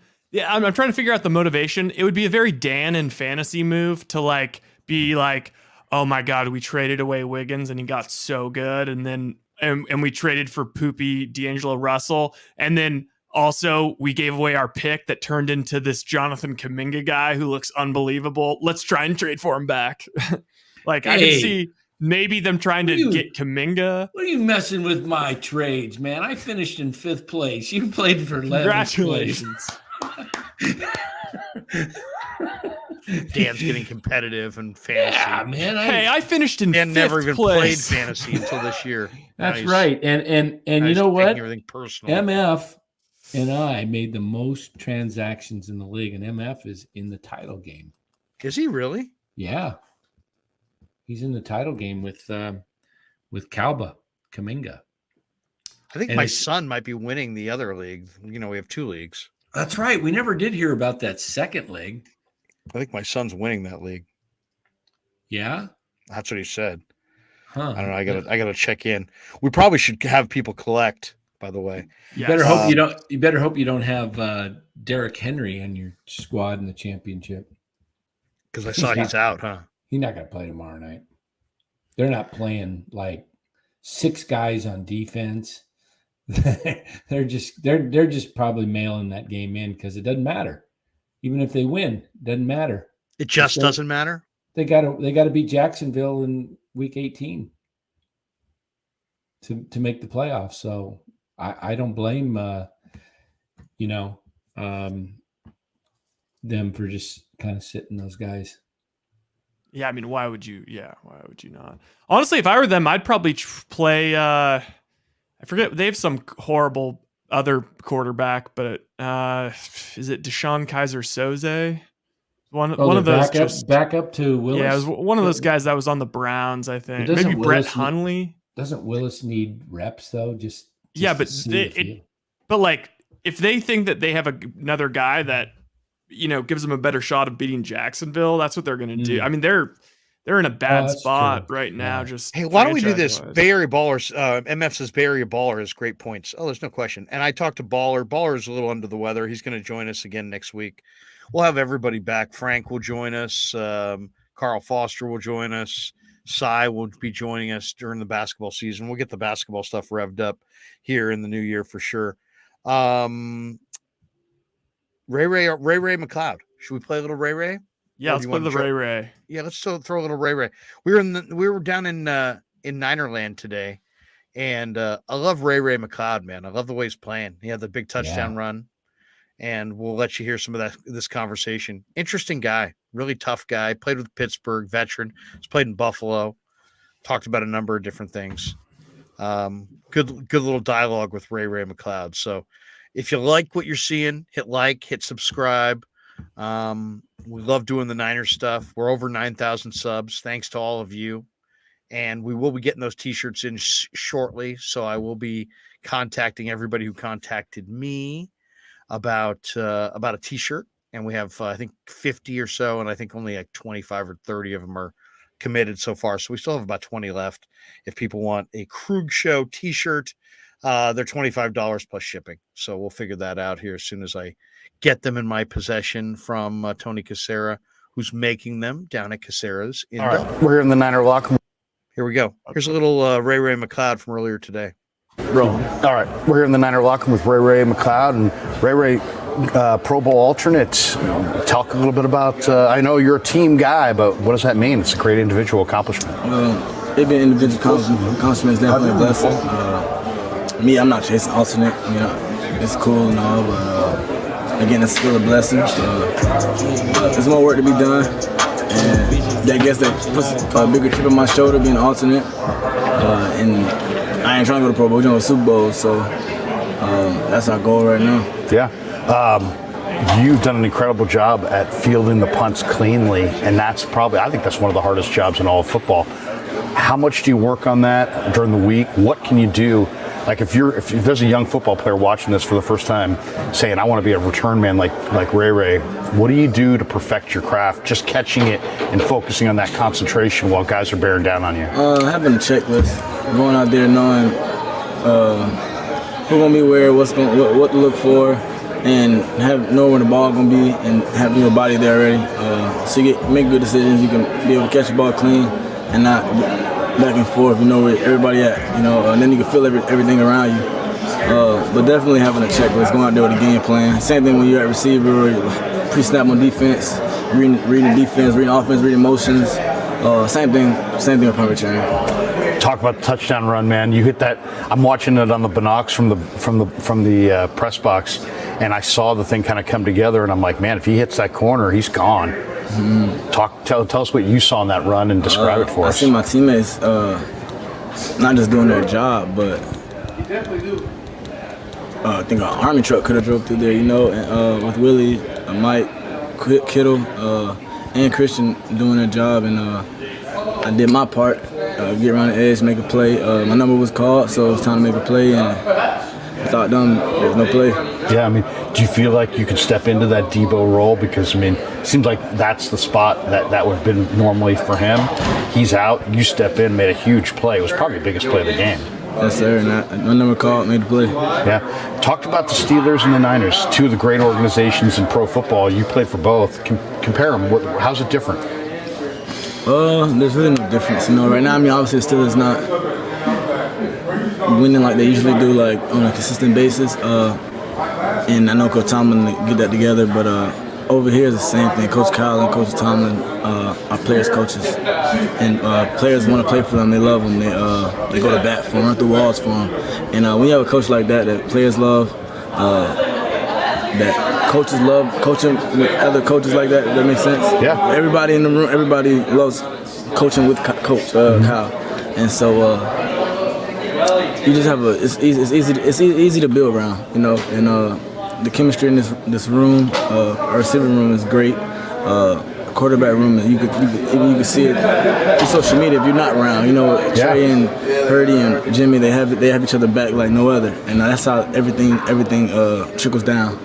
Give me a trait about Brock that maybe we don't know, but you know as a player playing with him. What do you think of him? Give me something about him that stands out to you. Just brave. When I first met him, it was just his boldness, just like first time walking the huddle, y'all be quiet. I got this, like y'all shut it up. Yeah.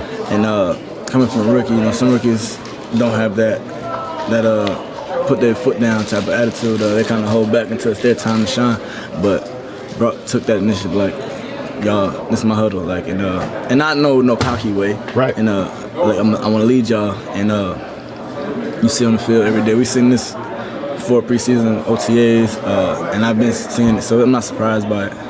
This team has stayed together through the fact you guys have gone through 3 quarterbacks. A lot of teams with 3 quarterbacks playing, especially good ones, might fracture. There'd be division in the room. I don't sense that in here. How has this team stayed together? You're one of the veterans. How has it stayed together? By chemistry. Everybody have each other back. Everybody push each other. When one fall, the other got to pick it up a little bit, and that's in every position. From even with the special teams, when we weren't as quiet getting the job done like we should, we've seen the defense being number one. Offense was starting to peak.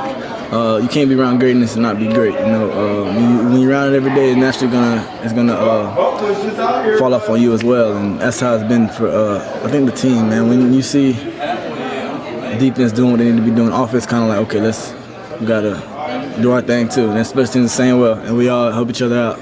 In one fall, we all gotta pick each other up. New Year's Day, you're playing against the Raiders. Raiders-Niners, big rivalry. Fans get really into it. You got a favorite old Niner, a Niner from yesteryear that stands out to you? Somebody that when you think of the 49ers, you think of that guy? Deion? Pronto. Yeah. So those are fun years. Yeah, for me that's what it was. Yeah. Are you Deion? Are you from that part of the country? Florida. Where are you from? I'm from Florida. Nice. Tampa. Yeah. So you're a Florida State guy? Yeah. So I grew up in Newell, baby, but I went to Clemson. So yeah. But were you a fan of Deion as a kid? Of course. Oh yeah. Of course. He's the best. Yeah, but locked down half the field. Yeah. And then T.O. and Frank Gore, who I'm close with. I mean, a few greats. I mean, of course, Jerry Rice, but sure. When they come 21. You guys I wore 21 in college. Really? Yeah, I wore 34 and 21. I moved and played both ways. So nice. When I played defense, I wore 21. You taking care of the football this year. Really taking care of the football. What's the key to doing that? Focusing on it, or talking about it, or not talking about it? Preparation. When you say not talk about it, I mean, it's nothing to talk about. You just got to go out there and do it. Yeah. Like preparation starts. You win during the week, and then it shows up on the weekend. So. New Year's resolutions. You got any this year? Not yet. I'm writing them down. So, I know one is get that ring. Yeah. So. What would that mean? What would that mean to this whole group in here to get that thing done? That would mean everything to this group. Just to what we opposite the quarterback situation, having one fall. And it would just show the dynamic of this locker room. Like, them boys really a team, not just one person make that team. And then it'll be a blessing, man. There's 32 of us, only one get that ring. And I know last year, just them talking about I wasn't here, so that feeling of losing, I know what it feels like to lose, but when they lost to the Rams, the NFC Championship game. Yeah. I know that's a heartbreaker, you know. I think they were like fighting for playoffs and getting there. So let's get a job done this year as a team. You got a Christmas holiday experience. How was it? Did you have a good holiday? My family came down from Florida. All nice. So we just spent time. Get a chance to go out, or somebody cook? No, my mom cooked. Nice. What was on the menu? My mom cooked Jamaican food. A little bit. She's Spanish and Jamaican, so she kind of put a little bit of both. So. Oh, nice, nice. Big group or just a small, intimate setting? Oh, big. I got a lot of siblings, so. They all came out? All of them, yeah. Oh, that's awesome. We was missing like 1 or 2 of them, but they stayed in Tampa. They got kids too, so. Okay. But what do you think of the Bay, by the way? You spend a year here. You enjoying it? It's definitely. You like our weather? Cool. I mean, it's not Florida. It's not Florida, but definitely better than Pittsburgh and Buffalo and anywhere else I play at. But yeah, of course you can't knock this weather, man. Right now it's a little chilly, but this is not nothing compared to when you see -2, -9 on people's radars. So you gotta. How do you do that? How do you want to hit somebody when it's -9? I don't be hitting. So. You don't want to be hit, but I mean, keep them from hitting me. Seriously, I mean, I might just run out of bounds, you know. Just I ain't gonna run out of bounds. Nah, I ain't gonna do that. But definitely, a missing mindset thing. You go out there, you don't really think about it no more. After once you cold, you can't get rid of the cold. Yeah. Last one I got for you. A lot of young returners go east-west. The guys who really know what they're doing, like yourself, go north and south and take it up the field immediately. Why is that so hard for young return guys to just master that? They always want to dance. They always want to kind of go east and west and make the big play, where the veteran guys understand, get up the field and then bounce it outside. Why? Why is it so hard? I mean, I had a vet that really honed in on me. And who was that? Jeremy Curley. And also Andre Roberts. He played here too? Andre, yeah. No, so before I come here, I talked to him. And Andre Roberts. Two good ones. Yeah. So I played with them at Buffalo, where I was drafted.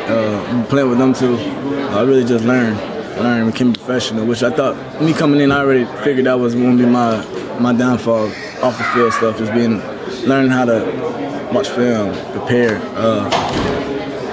And that's really, honestly, that when it comes to preparing, going north and south, it's starting to get a feel.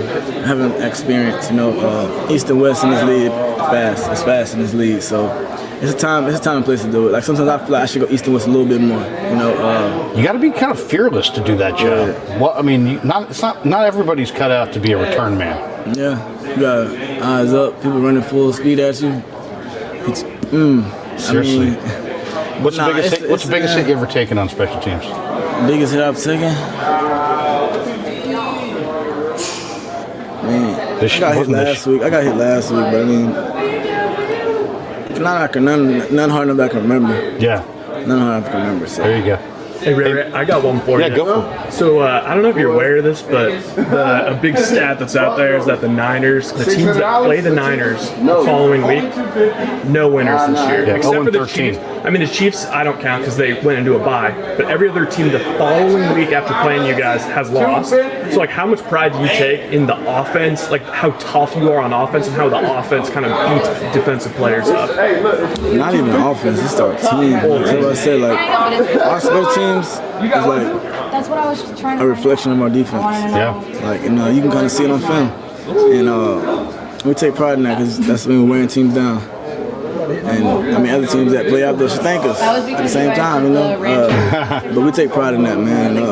All camp, that's all you heard is. And I think that's why we was fighting so much. Because some days it's like offense is like, man, y'all chill. And then defense want to keep going.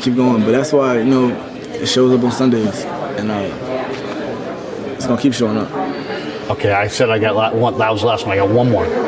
Who or what gets you fired up to play? Is there somebody in here who talks before the game, or is there music that you like to listen to, or what gets you in that mindset to go out there and play? And is there a guy in here that kind of gets guys going when they're maybe a little low, trying to get the energy going, before you guys take the field? Honestly, my son, for real. Yourself? My son. Your son? My son, my little boy. How old is he? He just turned a year 2 days ago. Okay. 3 days ago, something like that. 23rd, December 23rd. That gets you fired up? Yeah, when I'm home and just think, when I go out there, he watching me. Like, yeah. And then, that's cool. Allen Iverson. I mean, before the game, I watched film of Allen Iverson, and just, to me, pound for pound, best athlete ever. AI? Play anything, any sport.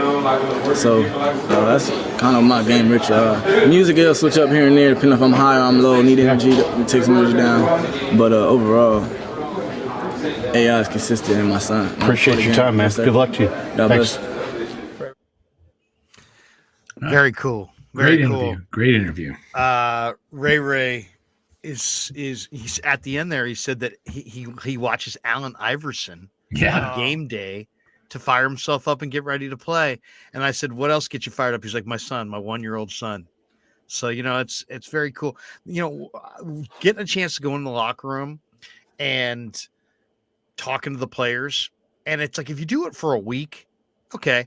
But if you do it every week, like Ryan and I have done all season, and you get to interview guys and talk to them off mic and get to know them a little bit, you can start kind of asking better questions and more probing type questions and get to know the guys a little bit. And what you find is that they all have a great story. They all have a great perspective. They got a lot of determination to get it done. They got a lot of respect for one another. It's a really good room. It really is. And Ray, one of the real underrated parts about this Niner team, we talk about the D, they're number one, right? We talk about the weapons. They got Purdy now and all these great weapons. The special team investment of Ray McLeod, George Odom, Oren Burks, those guys have made a huge impact on special teams. Oh, special teams are really good. I was watching that play again, the 71-yard run. Did you see the block by Willie Snead? Yes. He just sealed the guy off. Yes. Unbelievable. I've never seen a defender get so dominated and out of a play.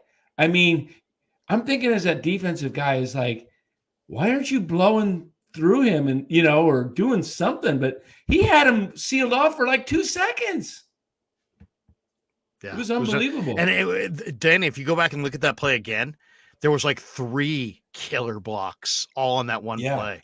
It was but the Willie Snead one stood out to me because Willie Snead's a really good, and Willie Snead's one of our favorite guys to talk to as well. Sometimes we'll just be rapping with Willie Snead just about nothing, don't you think, Ryan? I mean, really, Willie Snead's cool. And he's a special teamer too, right? He's on the special teams, right? Yeah. So Corey says, Larry, of all the years you've covered Bay Area sports, sorry, Davey, all the years you've covered Bay Area sports, which Warriors, Giants, and 49er teams were your favorite to cover? Oh, God, favorite to cover? I would say the 2012 Giants for sure, just because that was such an incredible, magical year. For the Warriors, I don't know about covering the Warriors, but my favorite Warrior team was the 93 team with Weber and Spreewell and Avery Johnson and Billy Owens that won 55 games because it was fresh and new and they had been really bad. And then now they had this beautiful young team and it was super fun. And then as far as the Niners, I would say this year, I'm really enjoying this year. I mean, Ryan and I are down there where we have access that I've never had before. I've been doing the pregame show for over a decade. I've never had the kind of access or time to actually, get into the locker room and talk to the guys and get to know them and draw stories out of them and talk ball with them and talk life. Talk nicotine. Talk nicotine. Yeah, we were talking. we were talking nicotine with Banks. With Banks. Yeah. It's been fun. MF says John Lynch going to be executive of the year unless Howie Roseman wins it. I would give it to John Lynch. I absolutely would. John Lynch. Not just the Purdy move. I thought that the timing of the McCaffrey move and then the sheer number of rookies that will be introduced to the roster from this year, whether they were drafted or undrafted guys. I think 3 years from now, we look back at this year, you're going to see that the Niners added over a dozen guys to their roster. And I think this offseason is going to set them up to win championships. I think the Niners win multiple championships in the next 5 years. I really believe that. And I think a lot of it's going to be on the strength of this 2022 draft class, because there's plenty of guys who are going to make this team next year who are going to be really good that this year aren't even playing. Kalia Davis, Marcelino McCurry Ball, Tay Martin, Jason Poe, Nick Zakel. I mean, there's an entire developmental group of guys on this roster that are all going to be good. Jordan Mason, you name it, bunch of guys. So a lot of good football players in that room. Claire Sard 49 says, "Don't forget Womack, Larry." Yeah, Womack's tremendous. Yeah. Also, Adam Peters will be GM on another team soon, according to MF. Probably right. Yeah. Probably right. You also got to. I mean, the fact that they brought Jimmy back beginning of the year, they wouldn't be here if they hadn't done that. It's just there's just so many different crazy things. I mean, we've got this one. We got G Martinez. What? Banks choose? I don't think he choose. He does the zins like me. That's why I was like, he's not like Greenlaw ripping. It's not Fred Dean, smoking cools at half. No. Yeah, we probably shouldn't have outed Banks there, but Banks is a Yeah. good guy. Banks borderline Pro Bowler as well. Great guy. We caught up with Jake Brendel today. We caught up with Ray McLeod today, and we caught up with who was our third guy today? Tabor Pepper. And maybe we'll play a couple of those later in the week because Tabor was great. What did you ask Tabor at the very end? Oh, I just asked him if he was the best Twitter follow on the team because I know that he's like definitely.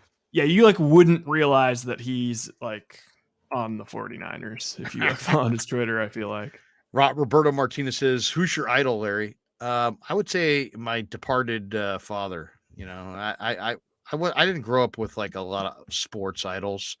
I was a big fan of William McCovey, Will Clark, Dwight Clark, Chris Mullen, Ned Coletti. Those are my idols. Bill Urbanek, but my father for sure, definitely my father. All right, let's do this. Let's play Frank's song and let's bolt for the door.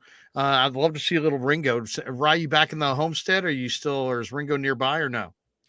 He is. So now my grandma ended up coming down with COVID. So now that's like a little dicey. And so now my dad is staying at my grandma's because he's in shambles too, but at least like, I don't know, he wants, they can be COVID-y together.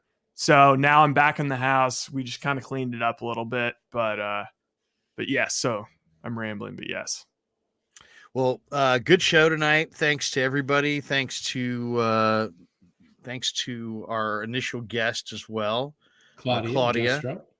Yeah, Claudia Gestro. She's our friend, and she stops by. Corey Cooper says, "Great show tonight." Thank you for everybody who helped us get to 9,000. We couldn't have gotten here without all you guys. So we're having a really good time doing this. Hope everybody's enjoying the live streams as much as we're enjoying doing them. We're back in Santa Clara tomorrow for more interviews down in Santa Clara. I'm on 95.7 The Game on Friday from 2 p.m. to 6 p.m. with John Dickinson, and then Lo Neal and I do Niner pregame Sunday from the studio. Niners will be in Vegas. Rye's going to be headed off to Vegas for a little Niners Raiders action, and we'll do our pregame show and postgame show like we normally do as well. So good stuff. Thanks for everybody, and let's play a little Frank Red out the door here, and love to see a little bit of Buster and Faith and Ringo. And then hope everybody has a phenomenal night, and we'll hopefully see you tomorrow. I'm not sure. Oh, tomorrow morning. Everybody should tune in tomorrow morning at 10 a.m. Oh, I forgot about that. We're going to be doing a live stream with Grant Cohn tomorrow morning at 10 a.m. We'll talk Niner football with Grant on the Krueg Show, not on his channel, on this channel. And then we're back in Santa Clara tomorrow getting more interviews, and maybe we'll do a live stream tomorrow night. We'll see how things go and bring you some of those interviews. So hope you enjoyed it. By the way, talk about a bad beat today. I took Arkansas. Oh my God, Larry. They were minus 2.5. They were up like 38-20. I don't mean to be a one-upper, but I must one-up you. It was like one of the worst bad beats I've ever had. They lost by 2. So wait, they won by 2, and they were minus 2.5. So listen to this one-upperness. And it was 55-53. So okay. So Larry, obviously, you were saying that to roll with Arkansas. So I was like, oh hell yeah, I'm in. So of course I bet a bunch on Arkansas minus 2.5. It's like I'm like, oh, this is so over. But then I was like, wait. The over-under was like 70, and Kansas can kind of put in points in bunches, and you never know. Yes, they're up, 28 or whatever it is, going into the fourth quarter. But you know what? Just to be safe, I'll just put $20 down live bet on the live money line for Kansas. So then it's like that would have just been like $450 or something like that. Whoa. Wait, is that Len or is that? We got 2 Dannys? I don't know what's going on with my internet. Whoa. That's wild. That was pretty neat. But so I'm like, okay, well, I have this bet one with Arkansas. And if there was some crazy miracle that Kansas came back and won, then, I'm cashing out huge.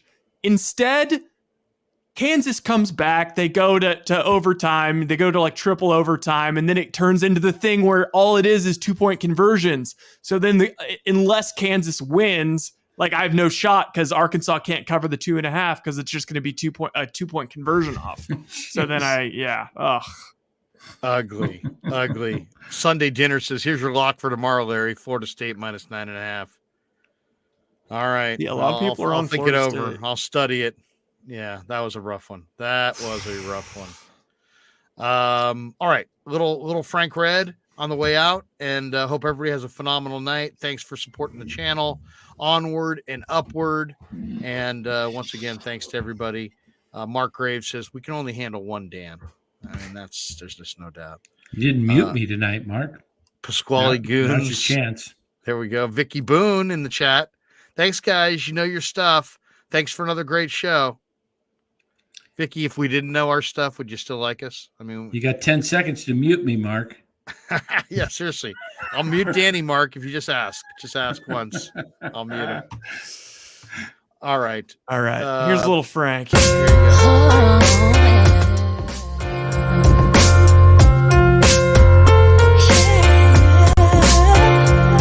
You miss your shot at life. You think there's nothing else for you to do. This ain't a tragedy, son. I know I've seen a few. You're not responsible for somebody else's thrill. Your integrity's intact and you're still trying to climb the hill. I was a lonely man. I never thought it would come true. But sometimes in life, all you have are your dreams and you. That's when you realize that life ain't standing still. And all you can do is bow your head and accept God's will. But it's funny how it makes you feel. I said it's funny how it makes you feel. I said it's funny how it makes you feel. Life is but a thrill. He had no time for small talk, he didn't mince words, just summed the lyrics to the best song he ever heard. All his hopes and dreams had turned to despair, but what he was facing, there was no way to prepare. This came from a man who thought his life was ending. In his mind, it was serious, there was no pretending. He checked the clock on the wall before he said his goodbyes. Emitting tears, he has gone, see back into his eyes. He was old in life, there'll be no encore. He raised his hands to the heavens, put his knees on the floor. Don't have to be a genius to know he'd been blessed. He said he'd pay it forward and always do his best. At that moment, what he'd been searching for became clear. He was here to serve those who living in fear. With his newfound enlightenment in the wind at his back, he's prepared to live out his life's final act. He was a rich man now, he had purpose in life. And to capture this feeling, you don't pay a price. Before we set up on his own, he made a pledge to get some wins and live his life against the grain to the bitter end. You miss your shot at life, you think there's nothing else for you to do. This ain't a tragedy, son. I know I've seen a few. You're not responsible for somebody else's thrill. Your integrity's intact and you're still trying to climb the hill. I was a lonely man. I never thought it would come true. But sometimes in life, all you have are your dreams and you. That's when you realize that life ain't standing still. And all you can do is bow your head and accept God's will. But it's funny how it makes you feel.